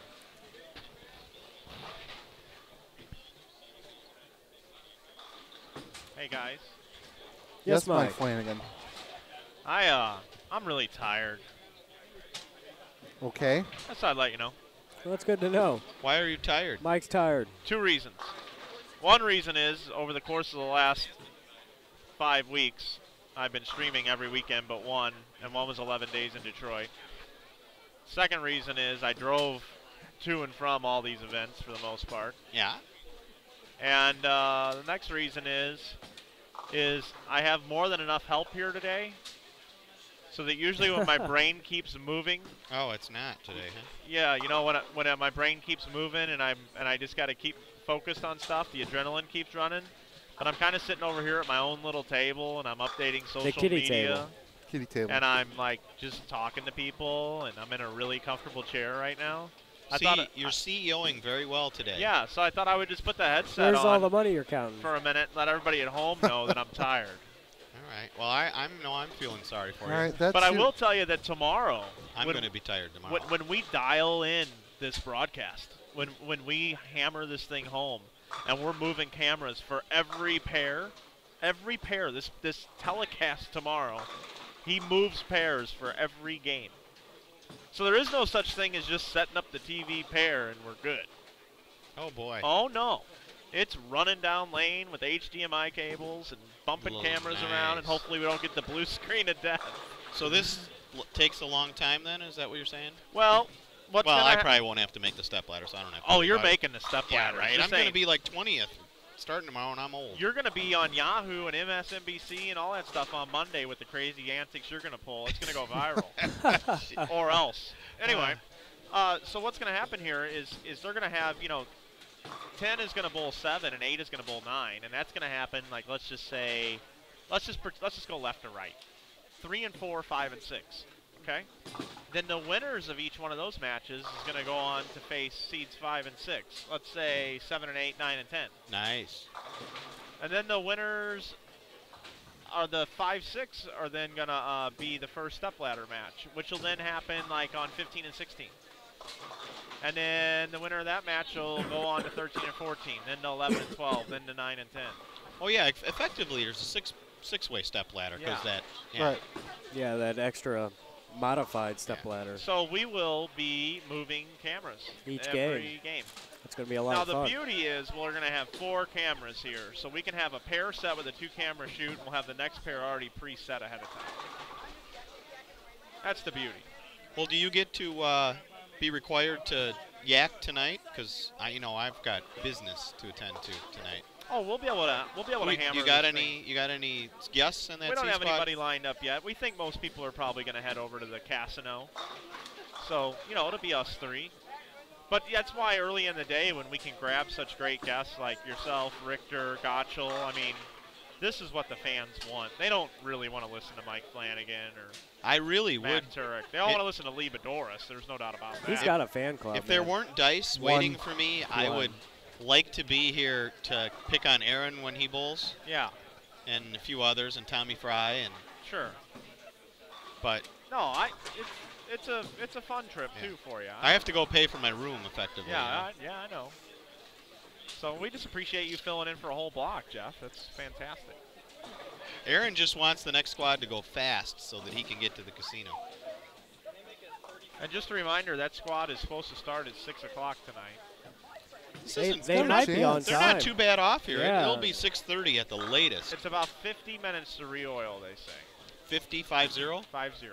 Well, they're going to be done here by 5:15 to 5:20. You're going to be Yeah, 6:15. I think they made up some time this Yeah. block. 6:15. So this squad You'll be pretty started- close to on what time. time did this squad start? 2. I left. No. They were supposed to start at 1:30. I think they walked. started at 1:45. I walked in here probably about 5 after 2, and they were just starting, and they were just early in the first game. 5 after. So they must have started right before 2, Yeah, about a just half hour before late. 2. So it's about 3.5 hours to bowl a squad. I think we were 3.5 because. Yeah. And there's 10 minutes of practice. So we're looking at getting out of here at 9:30. We'll probably be over to join you at the casino, provided these 2 guys want to go. And we'll probably be over there. We'll roll in around 10:30. Yeah, The InsideBowling.com gravy train with biscuit wheels will be in there around that time. Well, the Whirlpool is calling for my old bones before any dice are thrown tonight. So, and I'm going to try to not be destitute, so that the C Squad guys can join in on the fun. Hey, you guys up in the booth, I got a question for all of you. Sure. I keep hearing this like phone. Sounds like it shoots like a. That's my Twitter thing. Is it loud enough that you're hearing it? Yeah, it's like a little like. Bird, yeah. See, it sounds like a bird tweeting. Oh, okay. That's my sound I have set, so I know it's a Twitter thing. Oh, okay. I was wondering who that was or how that was. See, I got a whole bunch of sports, Wisconsin sports and national sports people that I got set to their tweets coming, and then NFL Combine stuff and everything's going on. So I'm getting all this. Scott Woolwin sighting here in the house. Hi, Scott. Good to There see he you. is. Bowling C Squad, I'm sure. The Scott Woolwin.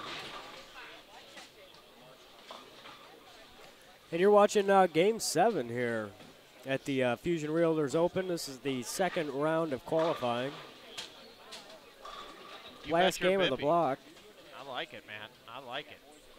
Can DV8 make some more crazy-looking bowling balls? This one Bannock's throwing now, it looks. Or come up with more outrageous names. Jeez. Green, lime green. I'm waiting for a bowling ball company to come out with the LOL. Oh, I'm sure it's just a matter of time. Seriously. I mean, they need an LOL. I was And thinking. then you know what their high performance ball would be. LMAO? The LMFAO. ROC FL. FLMAO. Rolling on the floor, laughing mine. And just throw BBQ at the end of that, too. Why not? Yeah. LMFAOBBQ WTF. It's like Lon McCarran having to say the New York City WTT Kingpin You know, 18 times a show. You know, I think track is onto something with the numbers and letters, but I think they need to really change it around and use just like LOL. I couldn't tell you what any of their numbers mean. I not found easy that enough hard. to Yeah, I mean, understand. I kind of get like the 7 series, the 5 series, and the 3 series. But my Ye- 300C hooks a ton. It's the nerd ball company. It really is. There's that tweet again. Sorry. Yeah. No, I like it. I feel like somebody's playing Galaga, and like we got to look out for missiles coming at us. I'm waiting to get captured and have 2 fighters coming at me at once. Or me getting carried away in a wheelbarrow with a 2-legged dog in a wheelchair dragging behind me. Yeah, the dogs they're like, you know, if you get Yeah. it really loud. Oh yeah, yeah. Yeah. At least the dumb dogs. Yeah, boy. Yeah, it's fun. That's No, we learned earlier, Jeff, when Mike wins the lottery, he's going to create an egg-shaped bowling ball company. Yeah. And the supporting wait. equipment, and then create Flanagan, a place, a theme park for dogs, of all types. Actually, it's a place. Handicapped dogs. It's a place where all dogs could go. If people, you know, instead of having them put down or having animal shelters put dogs down because of You overpopulation, just throw them on a roller coaster. they would basically all get brought. They would all get brought to my place, and then people could come and adopt them from me or play with them. It's just it's an amusement park for adults, not for the dogs. Oh. Clifford would approve of that. Oh, we're gonna be joined by a guest. Yeah, Tommy Fry. Pick up a mic. Yeah. Ladies and gentlemen, boys and girls, children of all ages, we are now joined by one of our other partners in the booth. He actually anchored down the booth for the remainder of qualifying at the Holiday Doubles Tournament. Tom Hess now joins us. Hi, Tom. Anchored it down. I didn't think I made it sink. No. You anchored the booth. You were the anchor in the booth. I basically lost my voice, and I'm like, Tom, take over the booth. And you and Craig Nidifer and Jeremy Hunt were the team. You actually have been in control of inside bowling. I don't know if I go that far. So did you just roll into town from New Jersey? Yep, got back late last night. My flight was actually delayed a couple hours out of New Jersey. I was supposed to get back about 9:30 last night. Ended up getting home about 12:30. Got a little sleep, got up. Gave the kids a hug and a kiss this morning before they left to go do their thing, and headed up here. How's Sue doing?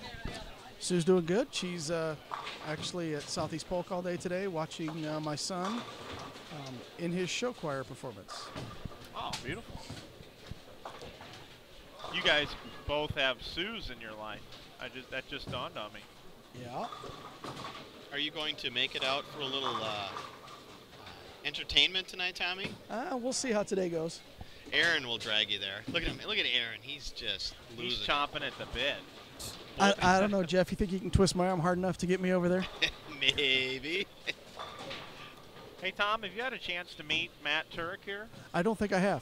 Tom, Matt. Hi, nice to Tom. meet you, Tom. Nice to meet you, Matt. Matt here is someone that we're looking to be able to go out on the road and run the whole show. He's got a lot of expertise in this field and knows computer work. And actually, what's really funny, I'll tell all you guys this and everybody at home, Matt was scared to death to talk on the microphone. Like he was Yeah, really worried. I didn't want to do it at all. No, he was very, very worried. Because when I was in Detroit, he did an event and let Emil and Daniel Farish, Emil Williams and Daniel Farish talk the whole time. Then he came with me and Brett Cunningham to Dubuque for the Clark Invitational, and I was pleasantly surprised at how much Matt talked. And then when we got back, he's like, "Oh man, I don't mind talking at all." Yeah, it wasn't so bad. Oh, it was great.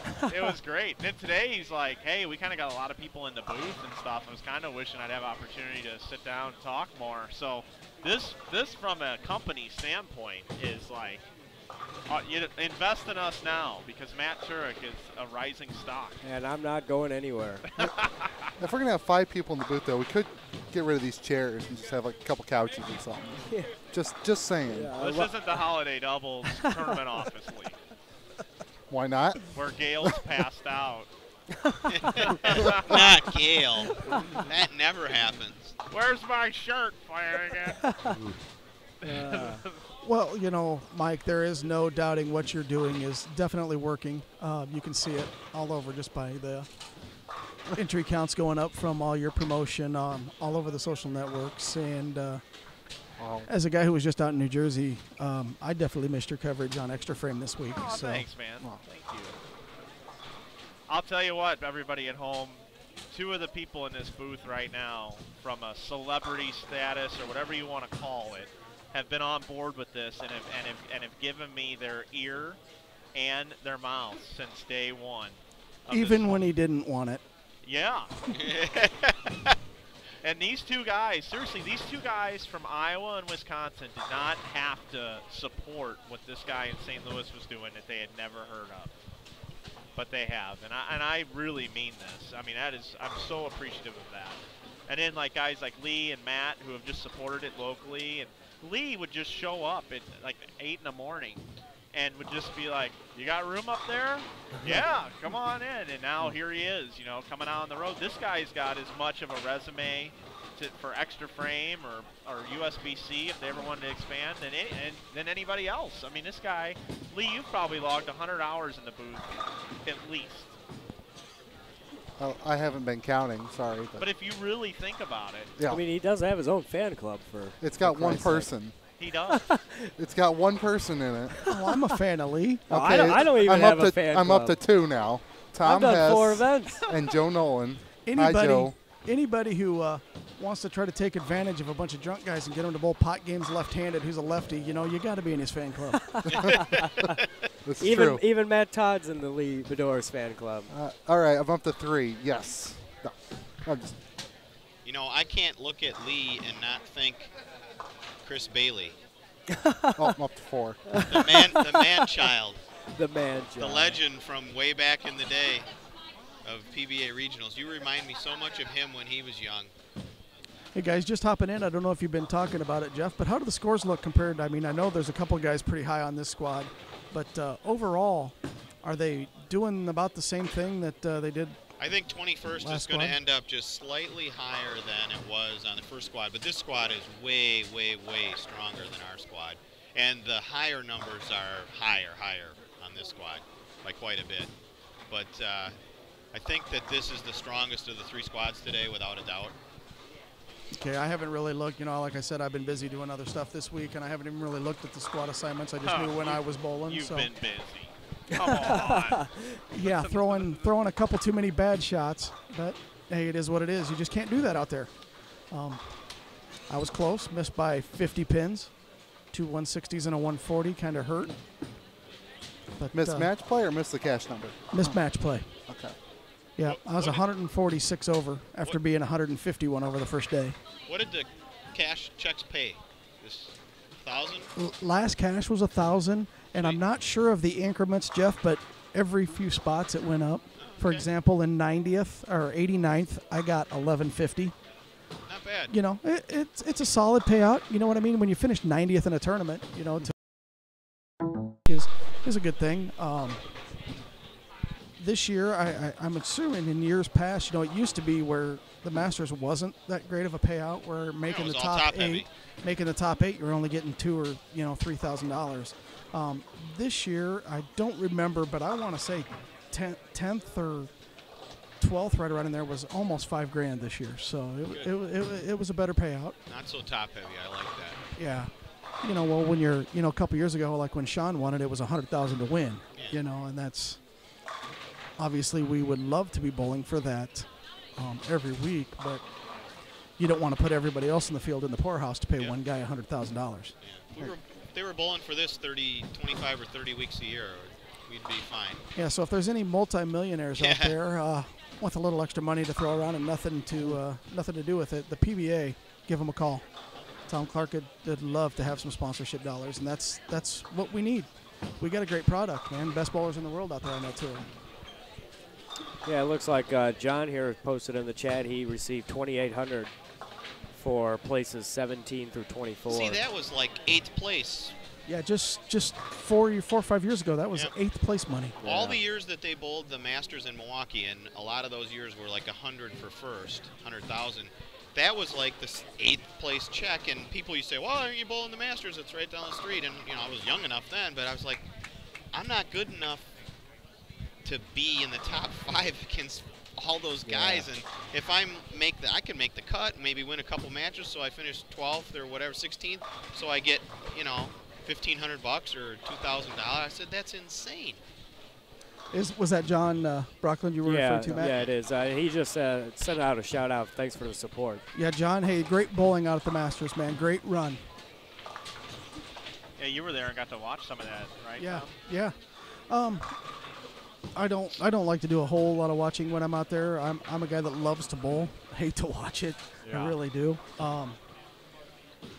You know, I think sometimes you can get a little tricked by watching people bowl, you know, who's, you know, like you say, you come out and watch this squad, well, you get some preconceived notions of where to play, and then you go out there and something happens and your squad, you know, is a little bit different, and then all of a sudden, you know, you can dig yourself a hole. Hey guys, on this squad we have a new leader. Scott Raines is plus 230 for 6 games. Yeah, that guy's pretty good. Tyler Cruz is second at plus 221. Mike Peters, Brian Crane, Derek Sapp, Chuck Grote from Utah. Good to see him doing well, making that long drive in. Senior flight. player. Yeah, they actually flew. I was talking to Clay. I've known them from my days back bowling the Megabucks, you know, 15, 20 years ago. And I was talking to Clay, and they actually have a friend that works for the airlines. They found some cheap flights and flew out to support your event. Yeah, this is a good one. I mean, these guys have been keeping an eye on what we're doing with Inside Bowling. They're already signed up and paid for the IB Open, and they saw this one and were like, wow, this is a good payday. This is a good one. We should make it to this. So earlier in the day, there was a massive drop-off between like 23rd, 24th, 25th place in this squad, and it's pretty much evened out now throughout these last 3 games. Yeah, 21st right now, Matt Smith. He's a player. Yeah, plus 89. Plus 89 was what spot? 21st in this squad. 21st. And there's 21st on the A squad was 80. Oh, wait, no, that's with a couple 2 games. It was 74, wasn't it? Yeah. 74, so it's not. That's not horrible. You know, I mean, and And this squad's way stronger, so it should have scored higher. Yeah, I'm really surprised that there weren't much more higher scores. You know, so if you're bowling 7 games, that's about a 212 average to make the cut. That's not horrible. We're going to take it over here to 13 and 14 before this game and block ends. Shea Bittenbender and Justin Lynn, St. Louis boys, are bowling together on that pair. Had a few requests in the chat. No way. People from St. Louis want to watch Shea. There's a couple of New Yorkers, too, that want to watch all Shea. Boston.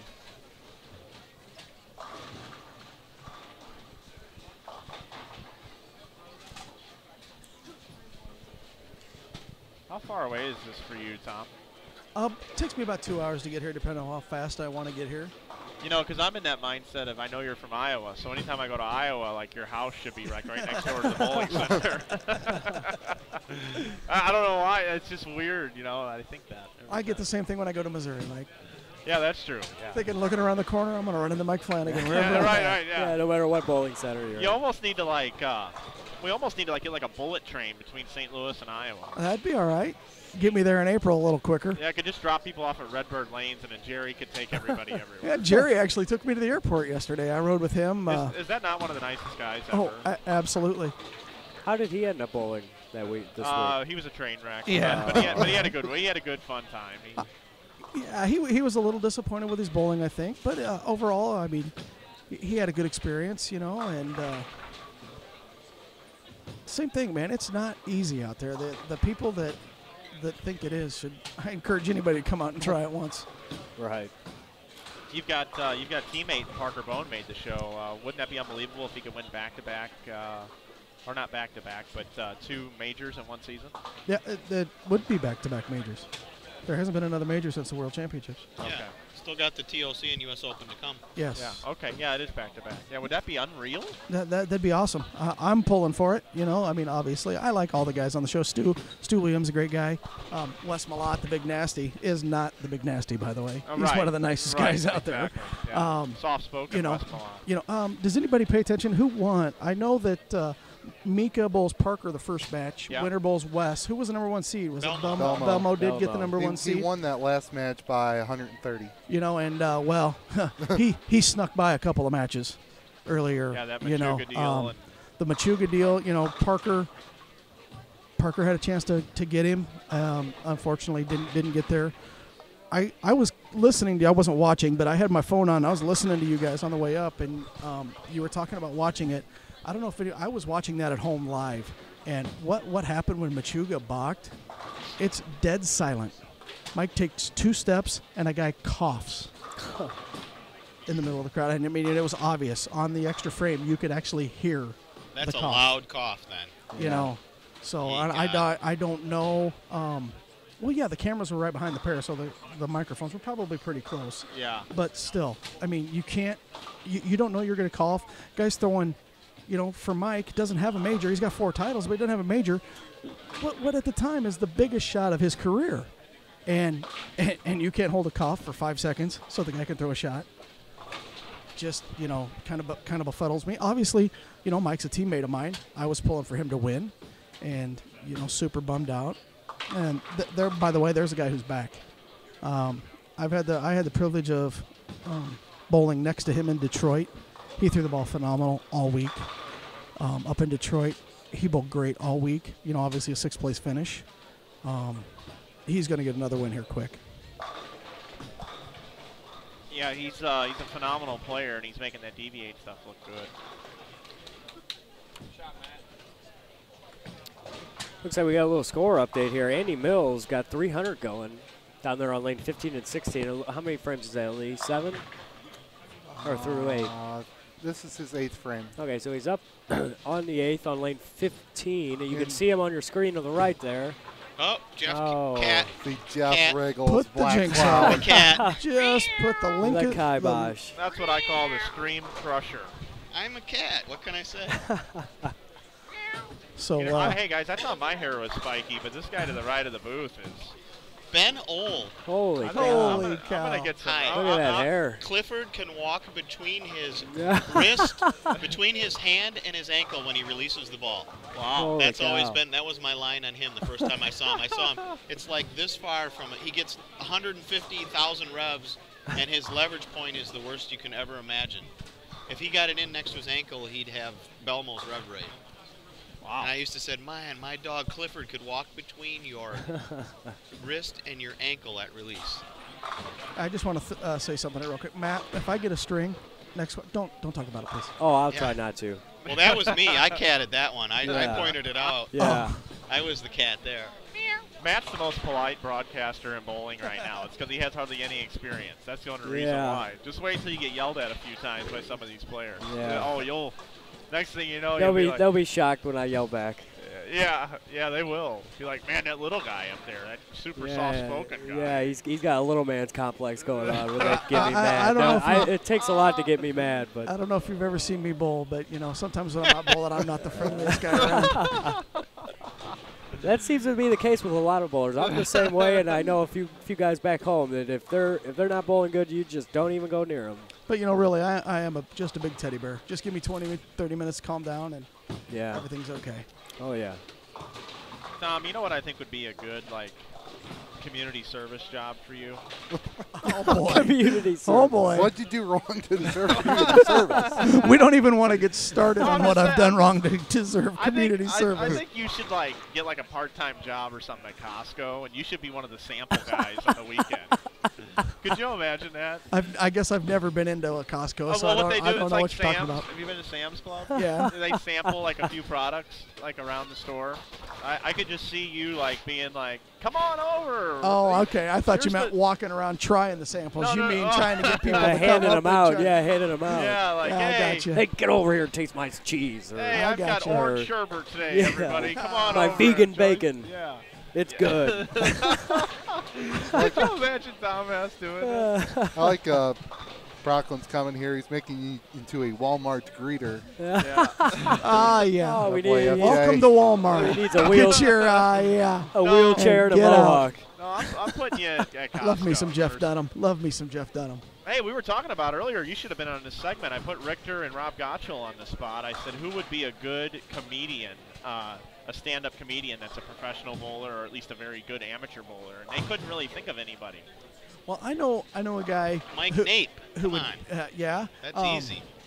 Donnie Breeden's brother, Jerry, is one of the funniest guys that I have ever seen. Jerry used to bowl a lot.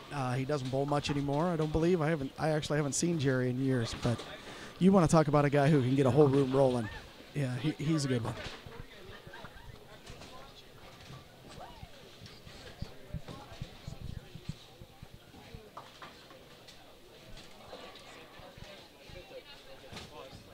Is Raines? Did you say Raines was in the lead after 6? Yes, sir. Yes, sir, he is. And he's got a chance to take over the overall lead, too. He's at plus 230. And if he shoots 229, he'll be tied through 2 squads. Oh, hang on a second here. I was looking at the wrong guy. I thought he had 280 going, and it's Matt Smith. I'll tell you what, Matt Smith, I just mentioned he was 21st place coming in. Not anymore. Not anymore. That Matt Smith, he can bowl. We saw him at the last Fusion, the second Fusion, which was over at Cadillac Lanes. He made a good run. He made the step ladders. You can go back and rewatch that on our YouTube channel. And if you're not subscribed to our YouTube channel, give us a subscribe. I got a little interesting fact about Matt. He actually holds the record back in the PBA when they used to bowl their qualifying and cut to the top 24 for match play. He holds the record for the highest score for 24th place. Did that the year in Erie when Bob Learn didn't miss on TV for 4 games. Remember that one.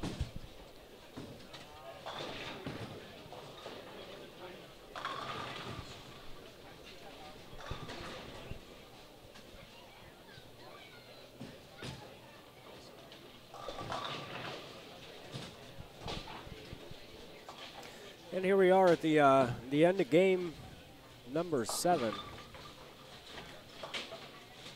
13 and 14 is the last featured pair with action still on it. Next game here for Mike Peters on 11, shooting 240, playing pretty deep. Yeah, Getting close to 6, Darryl. Who's letter B there on 11? That would be Matt Smith, Matt. Matt Smith, he's got 280 working. It's been a few 280s working, but nobody seems to have been able to finish it today.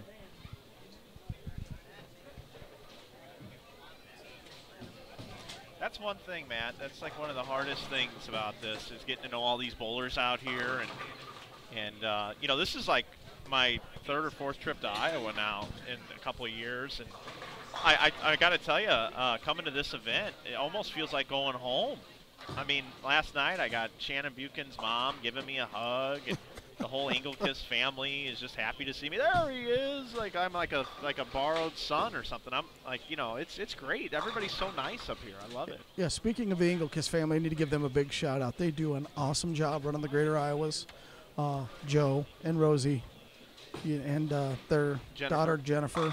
Yeah. Greg's starting to help out a little bit more for checking in and stuff, but they do an unbelievable job of taking care of the bowlers, getting people checked in, checked out. You know, one of the best run tournaments around is the Greater Iowas with them. Yeah, I echo those thoughts, and I will say that if there's ever a live streaming event that I might come and stream and bowl, it might be one of these, if that ever comes about, if I ever decide to take that plunge. Why don't you Did take you that just plunge? say live stream and bowl? Well, what I mean is bring a big enough crew that I would be able to I thought actually you were going bowl to sit in the tournament. booth in between shots, then go run down there, throw a shot, and then come back and put a headset Well, I on. might do something goofy like be mic'd up, but then I would bore everybody with my horrific bowling ability. But Yeah, that's one thing I'm not doing. I'm not getting mic'd up while I'm bowling. That would be very entertaining. you're watching the Tom Hess channel. This is the Hey, Tom anybody that Hess paid show. attention, man, they saw me doing karaoke on national TV. Karaoke. Satan. Just got to be loose and relaxed and go out and have fun. It was fun that day. Day I'll never forget. All right, guys. Well, action's wrapping up here. Yeah, actually it is. So we pretty much need to take this thing home. Joined with Jeff RIchgels and Tom Hess here in the booth, a couple of great friends of ours, along with Matt, Lee, myself, of course, and Lee's snapping photos. And Well, While he's on camera. Oh, yeah. no, I'm trying to get a text message out of here. Oh, okay. Oh, Hopefully okay. the glare is not too bad here. Sorry, people. I didn't mean to blind anybody. Yeah, you could use a little powder up there. Yeah, get Lenny Boudouris on here, too, and you could line us up. And So that's going to pretty much conclude this walk. Tom, I want to thank you for stopping by, sir. I want to thank you for letting me sit in. Oh, heck yeah. Mike, I don't know if I get done and you're still on. At the end, if I'm one of the first ones done, I'll come back and let you know how my block went, maybe. Yeah, if nothing else, maybe we'll run into each other. maybe. It depends how it went. There's a qualifier for that. Maybe we'll run into each other a little later tonight over at the Casino or something if you end up going over there, and we can talk a little Masters Week, and I'd love to catch up with you. Yeah, I'll have to figure out directions how to get there. I've never been there. Yeah. Very good. Thank you, Tom. We Yep, appreciate thank it, you, buddy. guys. Nice meeting you, Tom. Yes, nice to meet you, Matt. Hey, Jeff, good bowling today, bud. Thanks, man. Good luck tonight. Thank you. See you, Tom. And Jeff, of course, as always, we appreciate you sitting in for an entire block and chaining yourself to our booth. I can't tell you enough how much we appreciate you doing that. Yeah, that was it was really my nice pleasure. to meet you. I had lots of friends bowling today. It's fun to watch them. Fun to sit in and see the. Every time I come, the equipment's newer and better and greater. And I hope you guys have reason to talk a little bit about me tomorrow. I hope so too, man. I don't think we ever have. So. Not at the Fusion Realtors Open. Yeah, and the IB Open, very limited. yeah, So I you're came number- close there. That You did. you had us bowling until way past my bedtime. I know. And I kind of train wrecked at the end. That was just too much for me. That's true. So what we'll do is we will say goodbye to Jeff, and we'll wrap up this coverage. We will leave the stream on this time. We might break it for a moment, but you're watching InsideBowling.com TV with Matt Turek and Lee Boudouris and myself, Mike Flanagan.